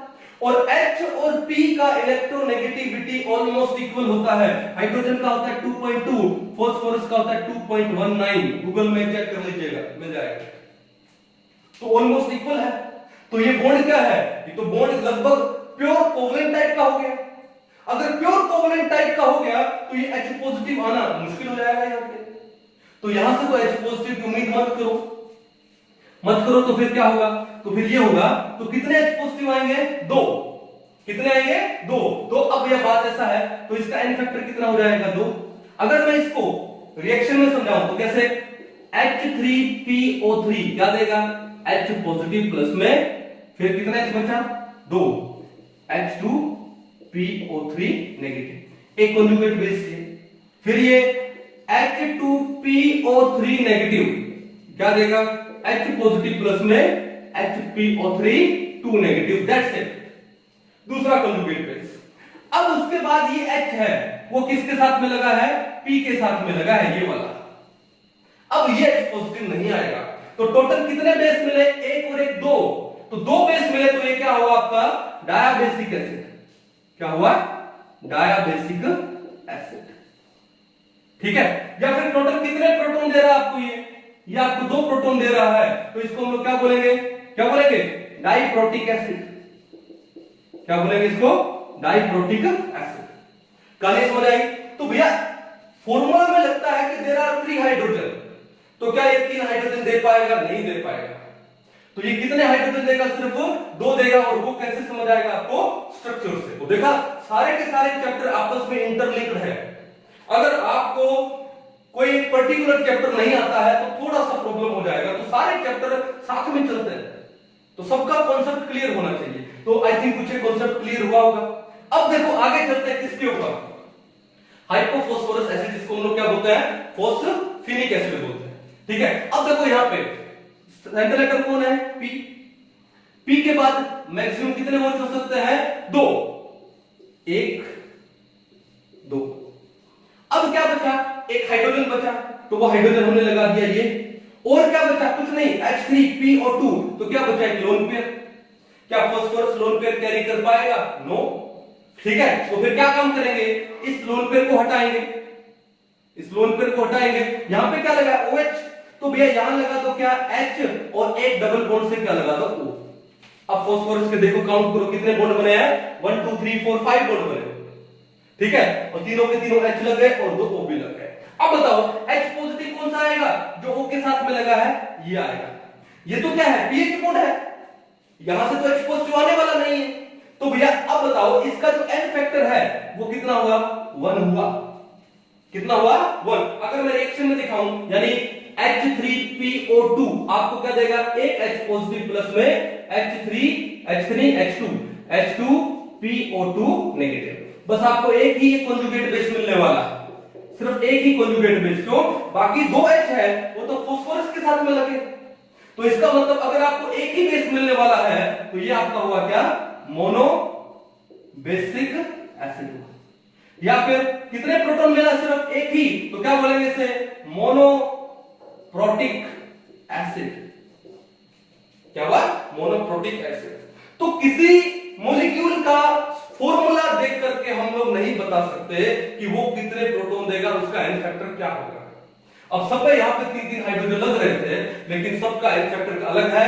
यहाँ पे हाइपोफॉस्फोरस एसिड का एन फैक्टर कितना होता है, 1 होता है, यानी फॉस्फेनिक एसिड का एन फैक्टर कितना है, 1 है, यानी मोनोबेसिक एसिड है या मोनोप्रोटिक एसिड है। फॉस्फोरस एसिड का या फॉस्फोनिक एसिड का एन फैक्टर 2 है, डायाबेसिक एसिड या डायाप्रोटिक एसिड और फॉस्फोरिक एसिड का एन फैक्टर 3 है, ट्राइप्रोटिक एसिड और या फिर क्या बोलते हैं, ट्राइबेसिक एसिड बोलते हैं, ठीक है। तो ये चीज कब आएगी, जब आपका बॉन्डिंग वाला चैप्टर बहुत अच्छा होगा, आपको किसी भी मॉलिक्यूल का स्ट्रक्चर बनाना आएगा, ठीक है। एक बार इसको उतार लो, आगे और डिटेल में चलते हैं। तो आपके टोटल कितने एग्जांपल हो गए, 4, ये कौन सा था, 5, और ये कौन सा था, 6, ठीक है। तो मैं मेन वो आपको एसिड बता रहा हूं जिनका ज्यादातर एग्जाम में पूछा जाता है, जो इंपॉर्टेंट है, ठीक है। मिटा दो इसको अच्छे से। चलिए अब ये तो हो गया क्या आपका फॉस्फोरस एंड हाइपोफॉस्फोरस एसिड, ठीक है, ओके। एक क्वेश्चन करते हैं इससे रिलेटेड, ठीक है, ओके। अब देखो नीट 2016 में एक क्वेश्चन आया हुआ है, वही कॉमन नेम के ऊपर। क्वेश्चन क्या है, what is the correct statement for the given acid. क्या बोला, phosphinic acid is a monoprotic acid while phosphonic acid is a diaprotic acid। तो पहले तो ये बताओ कि आपको ये कॉमन नेम पता होना चाहिए। अब phosphonic acid क्या होता है, H3PO2 होता है, क्या होता है H3PO2, और फोस्फोनिक एसिड क्या होता है H3PO3 होता है। तो अभी हम लोगों ने पढ़ा कि जो H3PO2 है फोस्फेनिक एसिड या हाइपोफॉस्फोरस एसिड, उसका एन फैक्टर कितना होता है 1 होता है, तो मोनोप्रोटिक है या फिर मोनोबेसिक है। तो उसने बोला कि phosphinic acid is a monoprotic acid while phosphonic H3PO3 is a diprotic acid. बिल्कुल सही हुई। और ये कब आएगा जब आपको कॉमन नेम भी पता होगा। दूसरा क्या है phosphinic acid is a diprotic acid, झूठ बोल गया। तीसरा है बोथ आर ट्राइप्रोटिक, नो। और फोर्थ है बोथ आर डायप्रोटिक, नो। तो भैया आंसर क्या होगा इसका ऑप्शन नंबर 1। अगर आपको कॉमन नेम पता था तो 4 नंबर पक्के थे, और कॉमन नेम नहीं पता तो आप उलझ जाते इसी में। ठीक है ना। तो कैसे याद करते हैं देखो ध्यान से, H3PO2, H3PO3, H3PO4, इसका कॉमन नेम क्या है फोस्फेनिक एसिड। इसका क्या है फोस्फोनिक एसिड, और इसका नाम क्या है फोस्फोरिक एसिड। मैं कैसे याद करता हूं, मैंने देखा कि सब में ये PHOS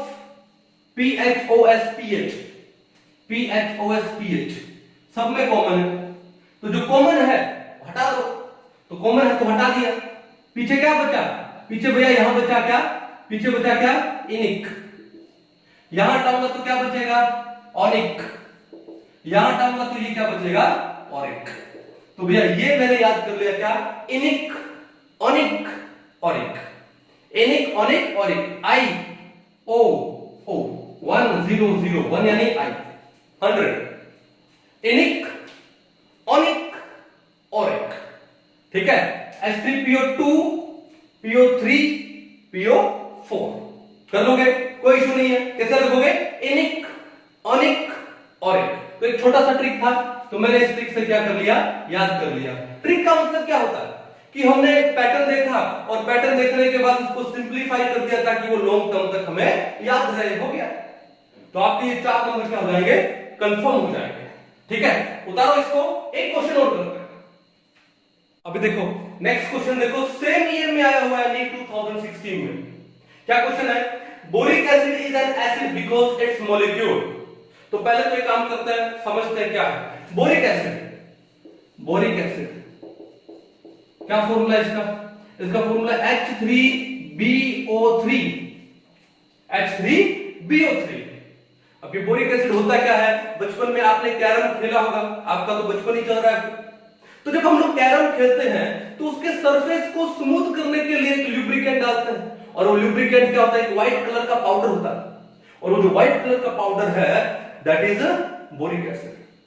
कई बार ऐसा मेरे साथ हुआ है कि बचपन में वो बोरिक एसिड खत्म हो गया तो घर का जो नाइसिल पाउडर वगैरह वो भी डाल लेते हैं। ठीक है ना, ओके। लेकिन ये जो कैरम के सरफेस को स्मूथ करने के लिए जो व्हाइट कलर का पाउडर डाला जाता है which acts as a lubricant, क्या होता है वो बोरिक एसिड होता है, बहुत ही वीक एसिड है। कई बार क्या होता है कि आपका एक चैप्टर है इक्विलिब्रियम, आयोनिक इक्विलिब्रियम, उसमें क्वेश्चन आता है which among the following is an acid. तो आपको ये इसका फॉर्मूला ऐसे भी देता है BOH का थ्राइस। तो बच्चों को क्या लगता है कि BOH का थ्राइस, OH नेगेटिव देगा, और जो OH नेगेटिव देता है, जो हाइड्रोक्साइड आयन देता है, वो क्या होता है बेस होता है। नहीं, अरे ये तो फॉर्मूला उसने लिखा है।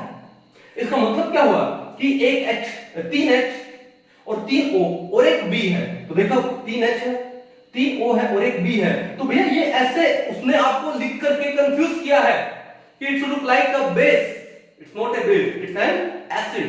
तो क्या है ये H3BO3। ठीक है, समझ जाओगे।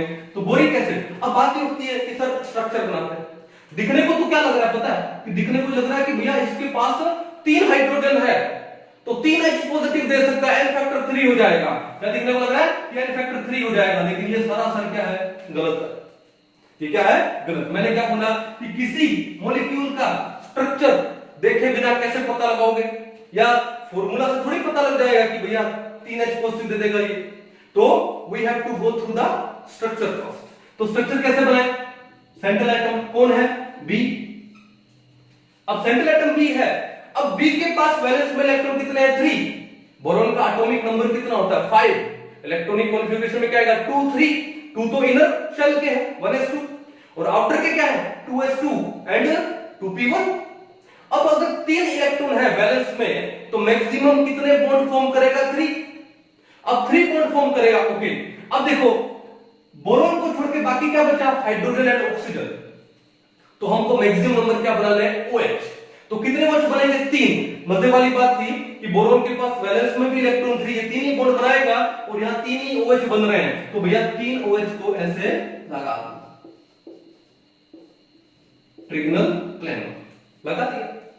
अब आती है अब H पॉजिटिव कौन सा आएगा जो ऑक्सीजन के साथ में लगा है, कितने HO के साथ में लगे हैं 3, तो 3 H पॉजिटिव आने चाहिए क्या नहीं आएंगे सर, पीछे तो बताया था आपने कि H पॉजिटिव वही आता है तो O के साथ लगता है, तो यहां तो 3 लगे हैं, ये तो आने चाहिए नहीं भैया।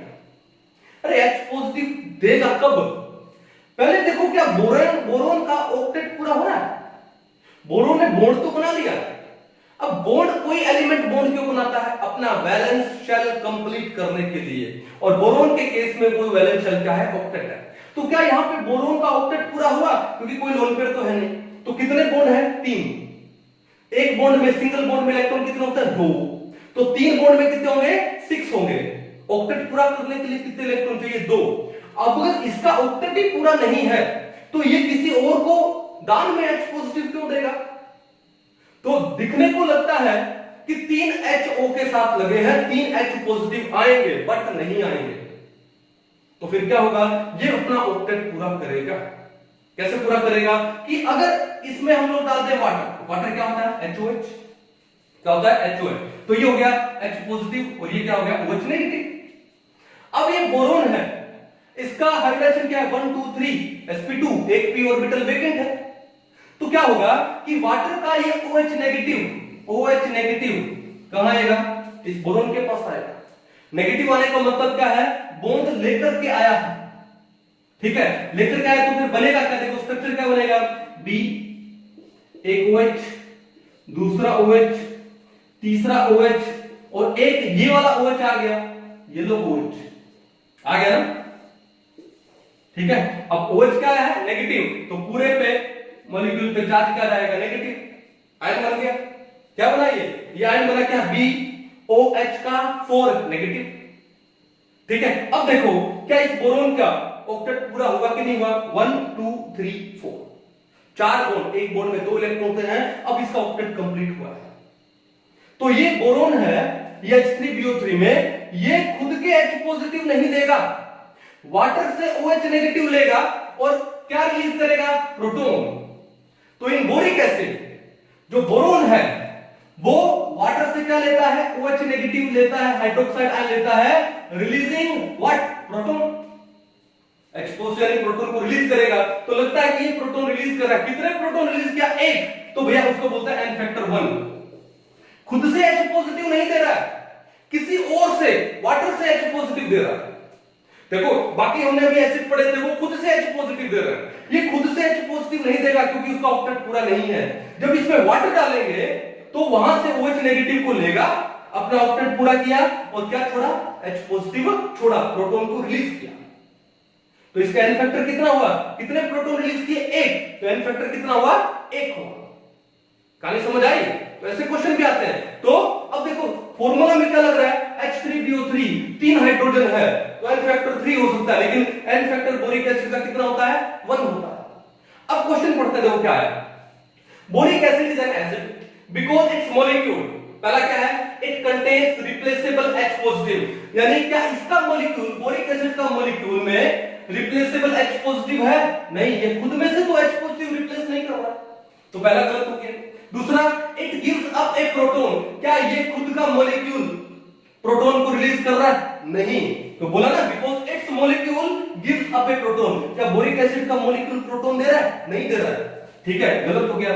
It accept OH negative from water, water से OH नेगेटिव एक्सेप्ट कर रहा है, रिलीजिंग प्रोटॉन, बिल्कुल सही हो गया।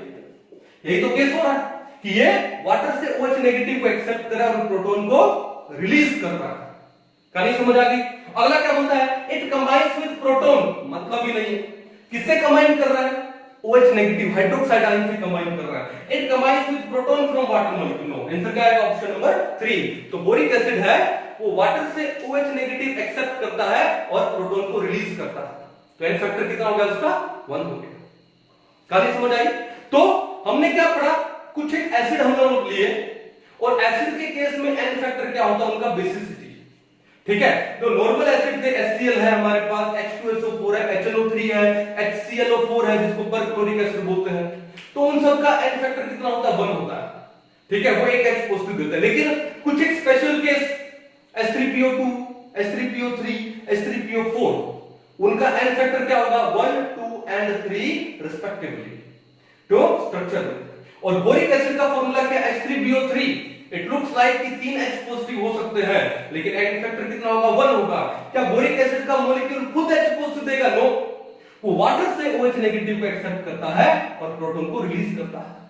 तो एन फैक्टर कितना हो गया? 1। आई होप आपको ये समझ आया होगा क्या? N factor in case of acid. आपका कॉन्सेप्ट थोड़ा स्ट्रांग हो गया होगा, है ना? तो एक बार इसको बता दीजिए फिर हम लोग आगे बढ़ते हैं। आया समझ? बढ़े आगे हम लोग। तो इन केस ऑफ एसिड हमारा एन फैक्टर क्लियर है। It is the basicity of N acid. हमने क्वेश्चन भी किए, बड़े इजी लग रहे हैं क्वेश्चन अभी। ठीक है, अभी हम लोग पढ़ते हैं क्या? N factor in case of bases. In case of bases. तो बेसिस के केस में कोई बड़ी बात है नहीं, तो देखते हैं नंबर 2 क्या है? इन केस ऑफ बेसिस। तो बेस के केस में एन फैक्टर क्या होगा? एन फैक्टर होगा क्या? Acidity of a base. Acidity of a base. अभी कॉमेडी नहीं है कि बेस को एसिडिटी होगी, ऐसा कुछ नहीं है। तो बेस का एसिडिटी क्या होता है? तो देखो ध्यान से एक एग्जांपल लेते हैं। मान लो आपको एक बेस दिया है NaOH। ये NaOH डिसोसिएट होने के बाद क्या देगा? Na पॉजिटिव प्लस में OH नेगेटिव। बेस क्या होते हैं? जो OH नेगेटिव देते हैं, आर्मियस बेस होते हैं इसको हम लोग क्या? आर्मियस बेस। बेस क्या होते हैं? जो OH नेगेटिव दे। तो NaOH ने एक हाइड्रोक्साइड आयन दिया, OH नेगेटिव दिया, और जो पीछे एक पॉजिटिव आयन दिया ना, इस पॉजिटिव आयन को, जैसे ये तो है बेस और ये पॉजिटिव आयन कैटायन को इसका बोलते हैं क्या? Conjugate acid. क्या बोलते हैं? Conjugate acid. एसिड में क्या लिया था? H पॉजिटिव देता है, पीछे जो नेगेटिव आयन बचता है उसका कॉन्जुगेट बेस होता है। बेस क्या देता है? OH negative ion, hydroxide ion, और जो पीछे जो भी पॉजिटिव आयन बचेगा, कैटायन बचेगा, वो उसका क्या हुआ? कॉन्जुगेट एसिड होगा। तो एक बेस जितने कॉन्जुगेट एसिड देगा, that number is known as acidity of a base. उसे क्या बोलते हैं? Acidity of base. तो NaOH के केस में जो एसिडिटी है वो कितना है? 1 है। तो NaOH को हम लोग क्या बोलेंगे? क्या बोलेंगे इसको? Mono acidic base. क्या बोलेंगे? Mono acidic base.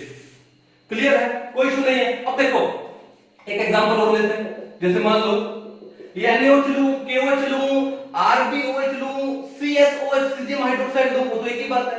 N factor सबका 1 होगा। अब ये मान लो हम ले MgOH का ट्वाइस, क्या देगा? डायरेक्ट लिख दूं कि Mg+2 देगा और 2 क्या देगा? OH नेगेटिव देगा। तो हाइड्रोक्साइड आयन कितने दिए? 2। तो एन फैक्टर मान सकता हूं कितना है? 2 है। एन फैक्टर कितना है इसका? 2। एसिडिटी 1 का मतलब एन फैक्टर भी 1। लेकिन अगर मैं थोड़ा सा डिटेल में चला जाऊं तो कैसे होगा? ये देखो, पहले क्या देगा? Mg क्या? एक तो देगा OH negative ion, OH negative, एक OH नेगेटिव आने के बाद पीछे क्या बचा? MgOH। क्या बचा? ये पॉजिटिव। तो एक तो आपका एसिड हो गया, कॉन्जुगेट एसिड। अब ये MgOH पॉजिटिव है, अगेन क्या देगा आपको? एक OH नेगेटिव देगा, दिया। पीछे क्या बचा? Mg+2। तो कितने पॉजिटिव आयंस आए? 2। कितने कॉन्जुगेट एसिड आए? 2। तो भैया यहां पर इसका जो एसिडिटी है, इसका जो एसिडिटी है, एसिडिटी कितना हो जाएगा? 2। यानी एन फैक्टर कितना हो गया? 2। क्या बोलेंगे इसको? Diacidic base. Diacidic base बोलेंगे। क्लियर है? जैसे MgOH ट्वाइस हो, या फिर कैल्शियम हाइड्रोक्साइड हो, या फिर बेरियम हाइड्रोक्साइड हो, एक्सेट्रा। अब नंबर 3 पे आते हैं। मान लो आपको दे रखा हो AlOH का ट्वाइस, एल्यूमिनियम हाइड्रोक्साइड। तो डायरेक्ट कर दूं, क्या देगा आपको? Al+3 देगा और 3 क्या देगा OH नेगेटिव। पहले क्या बनाओगे कि एक OH नेगेटिव देगा AlOH का ट्वाइस पॉजिटिव, फिर ये AlOH का twice positive again OH negative देगा तो AlOH 2 पॉजिटिव। अब AlOH 2 पॉजिटिव अगेन एक OH नेगेटिव देगा, पीछे क्या बचेगा Al3 पॉजिटिव। तो आपको क्या मिलेंगे टोटल 3 टाइप के कॉन्जुगेट एसिड मिलेंगे। तो ये क्या हो गया ट्राया एसिडिक बेस या 3 OH नेगेटिव मिले। तो इसका जो एसिडिटी है वो कितना हो गया 3 हो गया, यानी एन फैक्टर कितना हो गया 3। बोलेंगे क्या इसको ट्राया एसिडिक बेस बोलेंगे। क्या बोलेंगे इसे ट्राया एसिडिक बेस। तो बेस के केस में कोई चक्कर नहीं है, ऐसा कोई स्पेशल केस है नहीं, ठीक है। तो हम लोग बेस के केस में बिल्कुल नॉर्मल चल सकते हैं। क्लियर, मिटा दो इसको। अब आता है नंबर 3, ये भी इंपॉर्टेंट है। इन केस ऑफ सोल्ट, अगर आपको ना तो एसिड दिया ना बेस दिया, आपको क्या दे दिया जाए सोल्ट दे दिया जाए, तब क्या करोगे। तो नंबर 3 पे आते हैं क्या इन केस ऑफ सॉल्ट्स। तो भैया बात ऐसा है, सोल्ट क्या होता है जो डिसोशिएट होके एक कैटायन दे और एक एनायन दे, एक कैटायन दे और एक एनायन। एग्जांपल लेता हूं फिर बताता हूं। फॉर एग्जांपल अगर आपको दे दिया जाए NaCl, NaCl डिसोशिएट होके क्या देगा Na पॉजिटिव प्लस में Cl नेगेटिव। एक तो कैटायन देगा और एक एनायन देगा। तो या तो कैटायन को पकड़ लो या एनायन को पकड़ लो, यानी कैटायन का टोटल पॉजिटिव चार्ज। अब जैसे यहां पर एक ही कैटायन है, उसका पॉजिटिव चार्ज कितना है 1 है, 1 प्लस, या फिर कैटायन का एनायन का टोटल नेगेटिव चार्ज। लेकिन अगर मान लो कुछ ऐसा हो जाता, मान लो आपको दे देता क्या बेरियम सल्फेट दे दे Ba3SO4 का 12 डायरेक्ट करेंगे इसको तो क्या होगा BSO4। ये भी सिंपल है। एल्यूमिनियम सल्फेट लेते हैं क्या Al2SO4 का, आपको एल्यूमिनियम सल्फेट, तो एल्यूमिनियम सल्फेट को डिसोशिएट करो तो क्या बनेगा 2Al+3 एंड क्या हो जाएगा 3SO4 2 नेगेटिव। अब देखो मैंने क्या बोला, या तो कैटायन को पकड़ लो या फिर किसको पकड़ लो एनायन को पकड़ लो। अब कैटायन का टोटल पॉजिटिव चार्ज एक एल्यूमिनियम पे +3 है, मैंने बोला टोटल पॉजिटिव चार्ज, तो 2 एल्यूमिनियम पे कितना होगा +6 होगा। एक सल्फेट पे -2 है तो 3 सल्फेट पे कितना होगा -6 होगा। तो प्लस माइनस हटा दो नंबर ले लो। तो क्या बोला इन केस ऑफ सोल्ट क्या होता है total positive charge on cation और total negative charge on anion. Simple, किसी को मिलोगे सेम है। तो सोल्ट के केस में जो आपका एन फैक्टर होगा वो क्या होगा total positive charge on cation और total negative charge on anion. जैसे मान लो और एग्जांपल लेते हैं नंबर 3, मान लो मैंने ले लिया क्या K4FeCN6, मैंने एक कॉम्प्लेक्स कंपाउंड ले लिया। अब ये डिसोशिएट होकर आपको क्या देने वाला है 4K पॉजिटिव, ये काउंटर आयन होता है, और ये कौन सा है क्वाड्रेचर स्फीयर का है, ठीक है ना। ओके, तो ये कॉम्प्लेक्स आयन हो गया। तो ये कॉम्प्लेक्स आयन एक सिंगल एंटिटी है, ठीक है, स्क्वायर ब्रैकेट में जो भी है वो सिंगल है। तो अगर ये 4K पॉजिटिव है तो पीछे क्या बचा, पीछे बचा क्या FeCN6, ये बचा क्या 4 नेगेटिव। अब कैटायन क्या है कि पॉजिटिव, तो कैटायन का टोटल चार्ज कितना हो गया 4 पॉजिटिव, और एनायन का टोटल चार्ज कितना हो गया 4 नेगेटिव। तो यहां का इसका जो एन फैक्टर है, एन फैक्टर कितना हो गया 4 हो गया, यहां पे एन फैक्टर कितना हो गया 6 हो गया। तो देखा, और ऊपर वाले केस में एन फैक्टर कितना है 1 हो गया। सिंपल। तो इसका मतलब कि सोल्ट के केस में जो एन फैक्टर होता है वो क्या होता है total positive charge on cation या फिर total negative charge on anion. Total लेना है, ऐसा नहीं कि किसी एक कैटायन का ले लिया सर एल्यूमिनियम पे +3 था तो एन फैक्टर हो गया 3। नो, देखो टोटल कितने Al+3 है 2 है, अगर 3 होते तो क्या हो जाता 9 हो जाता, 4 होते तो 12 हो जाता। खाली समझ आ गई। इन केस ऑफ सोल्ट कर पाओगे अच्छे से, सोल्ट को डिसोशिएट कर दो, कैटायन को पकड़ लो या फिर एनायन को पकड़ लो, ओके, तो वही उसका क्या हो जाएगा एन फैक्टर हो जाएगा। चलो अब आते हैं नंबर 4 पे, इन केस ऑफ आयंस। तो आयंस के बारे में तो बताने की जरूरत है ही नहीं, ठीक है, फिर भी एक बार लिख देता हूं क्या क्या लिखा हम लोगों ने इन केस ऑफ आयंस। अब जैसे मान लो आपको एक आयन दे दिया क्या, Cr2O7 नेगेटिव दे दिया। अब इस आयन में देखो आप कि भैया टोटल चार्ज कितना है, 2 नेगेटिव, तो एन फैक्टर कितना हो गया, 2 हो गया। मान लो आपको दे दिया क्या, MnO4 नेगेटिव, 1 नेगेटिव है तो एन फैक्टर कितना हो गया, 1 हो गया। मान लो आपको दे दिया इन्होंने क्या, एल्यूमिनियम +3, तो डायरेक्ट दिख रहा है एन फैक्टर कितना है, 3 है। बेरियम +2 दे दिया तो एन फैक्टर कितना हो गया, 2 हो गया। क्लियर है, कोई इशू नहीं है। तो ये कर लो कि जैसे मान लो आपको इन्होंने दिया ClO4 नेगेटिव, एन फैक्टर कितना हो गया, 1 हो गया। तो आयन के केस में कोई दिक्कत है नहीं, जो उनका चार्ज है नेगेटिव पॉजिटिव हटा दो बस, जो उनका चार्ज है वही उनका एन फैक्टर है, वही उनका क्या है, एन फैक्टर है। तो आज आपको समझ आया कि एन फैक्टर कैसे निकालते हैं, एन फैक्टर कैसे निकालते हैं इन case of acid, in case of base, in case of salt और इन केस ऑफ आयंस। आपको आई थिंक कुछ एक एग्जांपल जैसे बोरिक एसिड का, फॉस्फोरस एसिड का, हाइपोफॉस्फोरस एसिड जिसको फॉस्फेनिक एसिड बोलते हैं, फॉस्फोनिक एसिड जिसको फॉस्फोरस एसिड बोलते हैं, और फॉस्फोरिक एसिड वो तो है ही H3PO। उनका सबका पता लग गया होगा कि डायरेक्ट किसी फॉर्मूला को देख करके we cannot predict the N factor. तो क्या आना चाहिए, स्ट्रक्चर आना चाहिए। आई थिंक आपको अच्छे से समझ आया होगा। हम लोग क्या पढ़ने वाले हैं, इक्विवेलेंट वेट, इक्विवेलेंट वेट।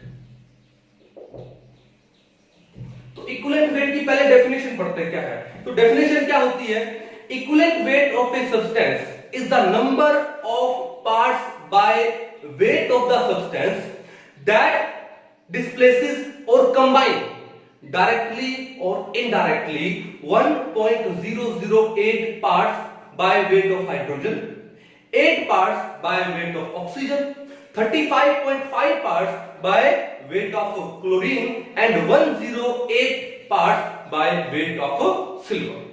बहुत लंबी डेफिनेशन हो गई, ठीक है ना। समझ लो, कोई जरूरी नहीं कि आपको 100% डेफिनेशन याद ही हो तो ही होगा, ऐसा कुछ नहीं है, ठीक है, लेकिन पता होना चाहिए, अच्छी बात है। तो लिख लो पहले डेफिनेशन क्या है, क्या होता है equivalent weight of a substance, it is the number of parts by wait, it is the number of parts by weight of the substance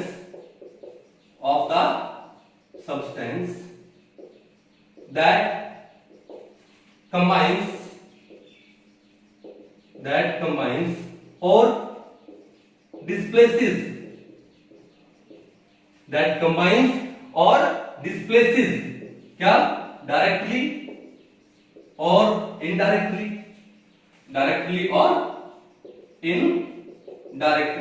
क्या करेंगे, 1.008 parts by weight of hydrogen. Hydrogen का equivalent weight कितना होता है, 1.008 होता है, weight of hydrogen. Okay, comma, then क्या लिखेंगे, 8 parts by weight of oxygen. Oxygen का इक्विवेलेंट वेट कितना होता है, वो होता है 8, ठीक है। Okay, then 35.5 parts by weight of chlorine. Chlorine का एटॉमिक वेट और इक्विवेलेंट वेट सेम होता है, क्योंकि उसके ऊपर चार्ज कितना आएगा, -1 आएगा। तो -1 आएगा तो एन फैक्टर कितना हो गया, 1 हो गया। जब एन फैक्टर 1 होता है तो एटॉमिक वेट और इक्विवेलेंट वेट क्या होगा, सेम होगा। तो क्लोरीन का एटॉमिक वेट है वो 35.5 है, तो फिर उसका इक्विवेलेंट वेट भी कितना हो जाएगा, 35.5। तभी हमने लिखा 35.5 parts by weight of chlorine. और सिल्वर पे आएगा तो 108 parts by weight of silver. अब सिल्वर है, उस पे कितना चार्ज आएगा, 1 पॉजिटिव। अब 1 पॉजिटिव चार्ज आएगा तो इसका मतलब एन फैक्टर 1 हुआ। एन फैक्टर 1 हुआ तो एटॉमिक वेट और इक्विवेलेंट वेट सेम हुआ। तो सिल्वर का एटॉमिक वेट कितना होता है, 108, तो उसका इक्विवेलेंट वेट भी कितना हो जाएगा, 108। तभी हमने लिखा और 108 parts by weight of silver. तो ये होता है इक्विवेलेंट वेट की डेफिनेशन। ये क्या है? इक्विवेलेंट वेट की डेफिनेशन। क्लियर है? अब आती है डेफिनेशन तो लिख ली, कंपटीशन में क्या आता है? एप्लीकेशन आता है। ठीक है, तो क्या करें? Calculation for methods of calculation for calculation of equivalent weight. ठीक है, पहले तो हम लोग कुछ एक बेसिक कैलकुलेशन लिख लेते हैं कि क्या क्या होती है। ठीक है, ओके, काम आएगी। तो इस सिचुएशन पे डिपेंड करता है कि आपको एटम्स दिए हैं, या फिर आपको मॉलिक्यूल्स दिए हैं, या फिर आपको आयंस दिए हैं, या फिर आपको क्या दिया? ऑक्सीडाइजिंग एजेंट या आपको रिड्यूसिंग एजेंट दिया है। ठीक है, एक एक करके डिटेल में पढ़ते हैं पहले। तो नंबर 1 क्या होगा? ठीक है, तो एटॉमिक वेट दिया हो तो इक्विवेलेंट वेट क्या होता है? Equivalent weight is equal to atomic weight upon में क्या हो जाएगा? Valency factor. वैलेंसी फैक्टर या वैलेंसी फैक्टर को हम लोग क्या बोलते हैं? एन फैक्टर बोलते हैं। या फिर क्या लिख दूं मैं? एटॉमिक वेट अपॉन में एन फैक्टर। क्लियर है? तो ये तो क्या हो जाएगा तुम्हारा इक्विवेलेंट वेट, अगर आपको एटॉमिक वेट दिया है। नंबर 2, अगर मान लो आपको क्या दिया हो? एसिड दिया हो, जैसे कल हम लोगों ने पढ़ा था, तो क्या था? इक्विवेलेंट वेट, ठीक है, ऑफ एसिड। तो एसिड के केस में कैसे निकालते हैं? Molecular weight upon basicity, upon basicity. और यही कहानी हम लोगों ने किसमें की थी? Equivalent weight of base. तो बेस का इक्विवेलेंट वैसे कैसे निकालें? Molecular weight upon acidity. Molecular weight upon acidity detail में पढ़ा था हम लोगों ने। उसके बाद नंबर 4 पे आते हैं। एक बार इसको उतार लो, मिटाएंगे फिर। उतार लिया आप लोगों ने? इतना तो हम लोगों ने पढ़ाई था कल। ठीक है, ओके। अब आ जाते हैं नंबर 4 पे। क्या है? मान लो आपको क्या दिया हो? Equivalent weight of salt. ये भी कल हम लोगों ने पढ़ लिया था। Equivalent weight of salt. Number 4 क्या है? Equivalent weight of salt. क्या होता है बताओ? ये होता है क्या? Molecular weight of the salt upon में क्या लिखेंगे? Total positive charge on cation, या फिर total negative charge on anion. अच्छे से पढ़ा था ये हम लोगों ने। उसके बाद देखो नंबर 5 पे आते हैं। नंबर 5 क्या है? कि अगर आपको कोई आयन दे दिया जाए, इक्विवेलेंट वेट ऑफ आयन, ये कैसे निकालें? जैसे एग्जांपल लेके पढ़ते हैं। फॉर एग्जांपल मान लो आपको एक आयन दे दिया क्या? SO4 negative. क्या नाम है इसका? Sulphate ion. तो जो आयन का जो फॉर्मूला वेट है, आयन का जो भी फॉर्मूला वेट है, तो क्या लिखेंगे? Equivalent weight of ion is the formula weight of ion upon में क्या लिखेंगे? Charge on that ion. Upon में चार्ज ऑन दैट। जैसे मान लो सल्फेट दिया आपको, तो सल्फेट का आपको अगर इक्विवेलेंट वेट निकालना है तो उसका फॉर्मूला वेट निकालते हैं। सल्फर का कितना होता है? 32। एक ऑप्शन का 16, तो 4 का कितना होगा? 16 4 का 64। तो 64 प्लस में 32 कितना हुआ? 96 हुआ। तो 96 is the formula weight of sulphate upon charge on the ion. Charge कितना है? 2 नेगेटिव। तो नेगेटिव पॉजिटिव नहीं लेंगे, नंबर लेंगे क्या? 2 अपॉन में क्या हो गया? 2, यानी किसके इक्वल आ गया? 48। तो जो सल्फेट आयन है उसका जो क्या इक्विवेलेंट वेट होगा वो कितना होगा? 48 होगा। कितना होगा? 48। समझ आओ? इसी तरह आप फॉस्फेट का निकाल सकते हो, ऑक्सैलेट का निकाल सकते हो। ऑक्सैलेट का मतलब क्या है? C2O4 negative. ऑक्सैलिक एसिड क्या होता है? COOH COOH, यानी C2O4H2। अगर 2 H पॉजिटिव हटा दिए जाए, क्योंकि एसिड है, बेसिसिटी कितना हुआ उसका? 2 हुआ। तो फिर पीछे कौन सा एनायन बचा? C2O4 negative. क्या नाम है इसका? Oxalate ion. क्या नाम है इसका? Oxalate ion. अब इस ऑक्सैलेट आयन का हमको इक्विवेलेंट वेट निकालना है। हमको क्या निकालना है? Equivalent wait. तो किसके इक्वल होगा? Formula wait. एक कार्बन का 12, तो 2 का कितना होगा? 24। एक ऑप्शन का 16, तो 4 का कितना हुआ 64, तो 64 प्लस में 24 कितना हुआ 88 हुआ, 64 प्लस में 24 कितना हुआ 88, तो ये आपके पास आया क्या 88 अपॉन में चार्ज कितना है 2 नेगेटिव, तो ये लो 2 नेगेटिव 2, तो कितना रहेगा 44, तो 44 is the equivalent weight of oxalate ion. तो इसी आयन का इक्विवेलेंट वेट कैसे निकालते हैं, फॉर्मूला वेट अपॉन में total charge on the ion, समझ जाओगे।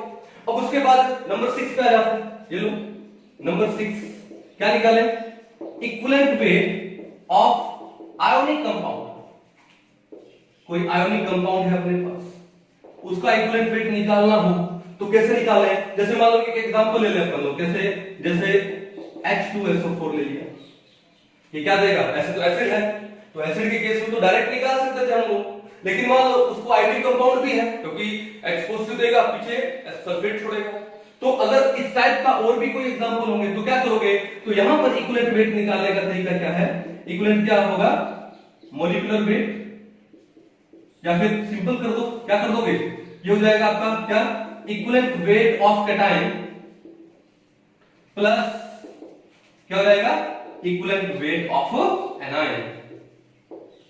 कैटायन का इक्विवेलेंट वेट अलग निकालो, एनायन का अलग निकालो, दोनों को ऐड कर दो, आ गया आपके पास equivalent weight of ionic compound. अब बताओ यहां पर कैटायन क्या है, ये डिसोसिएट होकर क्या देने वाला है 2H पॉजिटिव, पीछे क्या देगा SO4 2 नेगेटिव, तो आपका कैटायन कौन है H पॉजिटिव है। माइंड में आता है कि सर एक H पॉजिटिव ले या दो ले, मैं कह रहा हूं दोनों लो, क्या लोगे दोनों लो।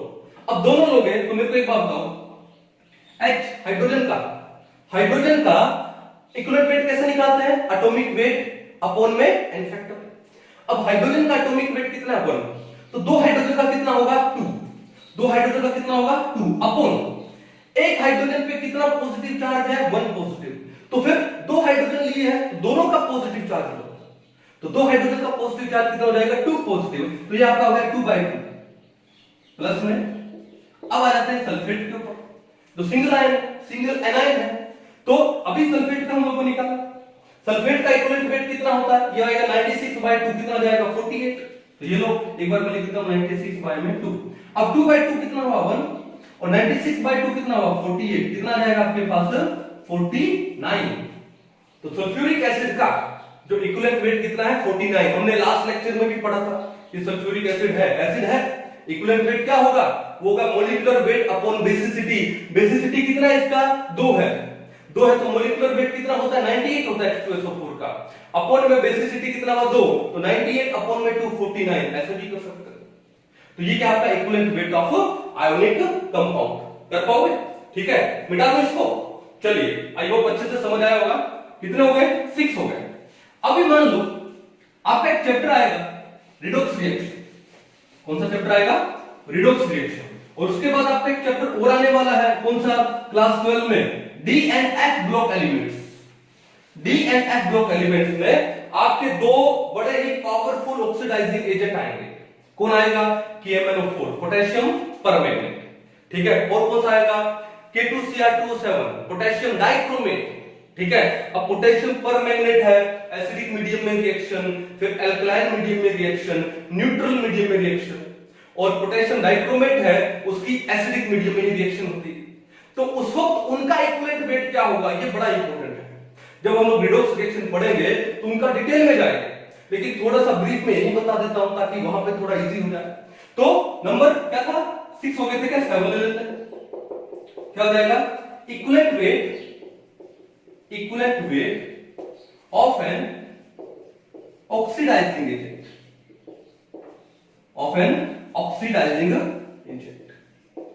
या फिर रिड्यूसिंग एजेंट। तो पहले मैं ऑक्सीडाइजिंग एजेंट का बता दूं, ये किसके इक्वल होगा, ये होगा क्या मॉलिक्यूलर वेट अपॉन, अब बताओ ऑक्सीडाइजिंग एजेंट क्या काम करेगा, वो ऑक्सीडेशन करेगा। ऑक्सीडेशन का मतलब क्या है इंक्रीमेंट इन पॉजिटिव, और खुद क्या हो जाएगा रिड्यूस हो जाएगा, और रिड्यूस कब होता है बाय गेन ऑफ इलेक्ट्रॉन्स, जब इलेक्ट्रॉन का गेन होता है तो रिड्यूस होता है। तो इसका मतलब जो ऑक्सीडाइजिंग एजेंट का इक्विवेलेंट वेट कैसे निकालेंगे, मॉलिक्यूलर वेट अपॉन में number of electrons gain by one molecule ठीक है। ऑक्सीडाइजिंग एजेंट का इक्विवेलेंट वेट कैसे निकालते हैं? Molecular weight upon number of electrons gain by one molecule. Example है, जैसे मान लो आपको दे रखा हो क्या KMnO। अब पोटेशियम पर मैग्नेट में मैंगनीज का ऑक्सीडेशन स्टेट कितना है? +7 है। ठीक है, अच्छे से जान लो, क्योंकि पोटेशियम कितना है? पोटेशियम है आपके पास यहाँ पे +1, एक ऑक्सीजन -2 है तो 4 पे कितना है? -8 और +1 कितना होता है? -7। उसको जीरो करने के लिए तो मैंगनीज कितना हो जाएगा? +7। तो here manganese is in the +7 oxidation state. अब अगर एसिडिक मीडियम ले लो, ये एसिडिक मीडियम यानी H पॉजिटिव H2SO4 डाल दो, तो एसिडिक मीडियम में ये जो KMnO4 है, ये जो मैंगनीज +7 से मैंगनीज कहां चला जाता है? +2 में चला जाता है। कहां चला जाता है? +2 में। और ये खुद तो क्या हो गया? देखो पॉजिटिव क्या हो रहा है यहाँ पे? डिक्रीज हो रहा है, +7 से +2, डिक्रीमेंट इन पॉजिटिव, तो क्या बोलते हैं उसको? रिडक्शन। तो ये खुद तो रिड्यूस हो गया, लेकिन मान लो साथ में सपोज करो कि Fe+2 है, फेरस है, तो ये फेरस को क्या बना देगा? फेरिक बना देगा। मैंने एक एग्जांपल ही लिया है यहाँ पे, तो +2 को क्या कर देगा? +3, यानी इंक्रीमेंट इन पॉजिटिव, क्या हो गया? ऑक्सीडेशन। तो यहां KMnO4 ने एसिडिक मीडियम में फेरस को ऑक्सीडाइज कर दिया, किसमें? फेरिक में, और खुद क्या हो गया? रिड्यूस हो गया। खुद क्या हो गया? रिड्यूस। अब इस केस में, इस मीडियम में, एसिडिक मीडियम में KMnO4 का इक्विवेलेंट वेट क्या होगा? तो यहां पर KMnO4 का इक्विवेलेंट वेट कैसे निकालेंगे? देखो, इक्विवेलेंट वेट क्या होगा? वही मॉलिक्यूलर वेट अपॉन में नंबर ऑफ इलेक्ट्रॉन्स गेन। अब बताओ, +7 से +2 गया है, तो delta ON change in oxidation number कितना हुआ है? डेल ON कितना हुआ है? ठीक है, +7 से +2 तो कितना हुआ? 5 हुआ है। यानी कितने इलेक्ट्रॉन गेन किए होंगे? 5 इलेक्ट्रॉन गेन किए होंगे एक मॉलिक्यूल ने। ठीक है, तो पहले क्या लिखेंगे? Molecular weight. तो KMnO4 का मॉलिक्यूलर वेट कितना होगा? निकाल लेंगे। देखो KMnO4 पोटेशियम का कितना होगा? 39, और मैंगनीज का कितना होता है? 54.9 होता है। तो जिसको हम लोग कैलकुलेशन इजी करने के लिए क्या बोल देते हैं? 59। एक ऑक्सीजन का कितना? 16, तो 4 का कितना होगा? 64 होगा। अब देखो 4 + 5 9, और 9 और 9 18 का कितना होगा? 8, 1 बचा, 1 और 6 7, 7 5 12, और 12 और 3 15। तो KMnO4 का जो एटॉमिक वेट है वो कितना है? 158 upon number of electrons gain by one molecule. कितने इलेक्ट्रॉन गेन कर रहा है? 5, अपॉन हो जाएगा 5, तो कितना आएगा? 15 को 5 से करेंगे 3, फिर कितना आएगा? 1, कितना बचा? 3, 0 उतार लेंगे तो कितना आएगा? 6। तो KMnO4 का एसिडिक मीडियम में इक्विवेलेंट वेट कितना होने वाला है? 31.6 होने वाला है। क्यों? क्योंकि ये ऑक्सीडाइजिंग एजेंट है, और ऑक्सीडाइजिंग एजेंट का इक्विवेलेंट वेट क्या होता है? Molecular weight upon number of electrons gain by one molecule. कहानी समझ आ रही है? उतार लोगे अच्छे से।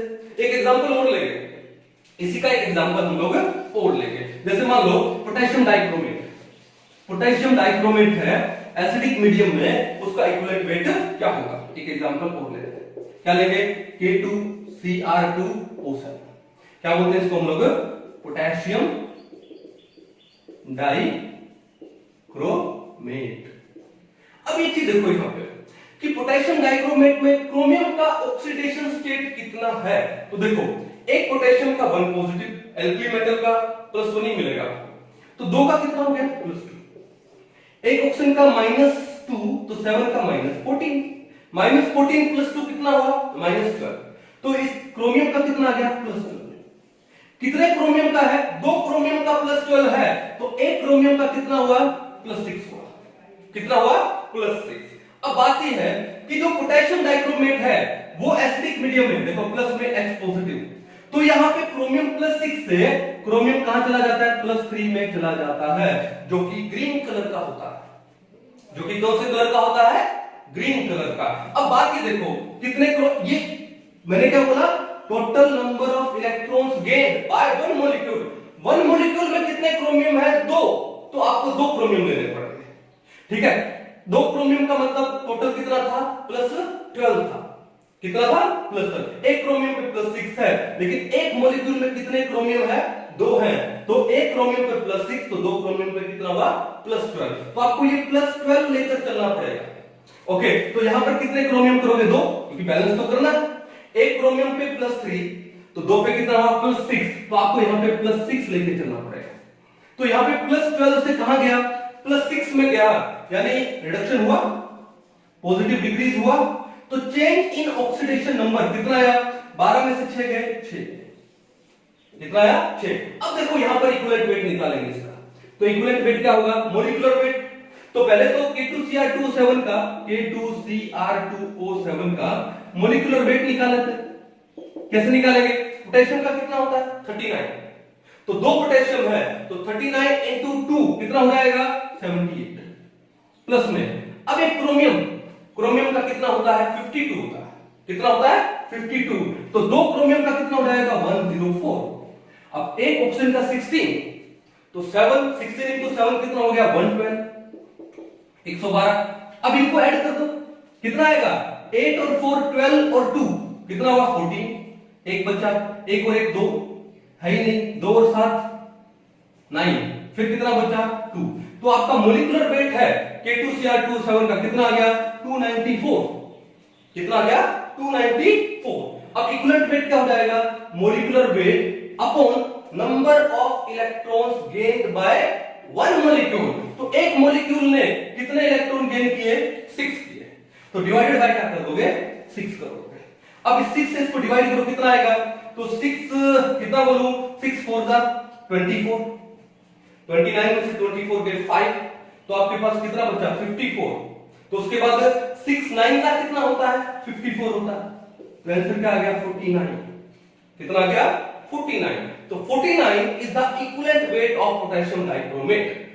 कौन से मीडियम में एसिडिक मीडियम में। तो पोटेशियम डाइक्रोमेट है वो सिर्फ एसिडिक मीडियम में ही वर्क करता है, तो +6 से +3 चला जाएगा, लेकिन एक मॉलिक्यूल का लेना है, एक मॉलिक्यूल में 2 क्रोमियम है, तो एक क्रोमियम पे अगर +6 है तो 2 क्रोमियम पे कितना हुआ +12 हुआ।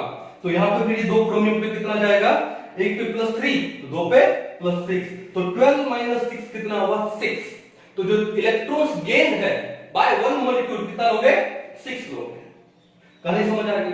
तो ये तो क्या था हमारा कि equivalent weight in case of oxidizing agent, कर दोगे मिटा दो। अब सिमिलरली आपके पास आ जाएगा इक्विवेलेंट वेट क्या आ गया नंबर 7, ठीक है। ओके, क्या लिखूं मैं equivalent weight in case of reducing agent.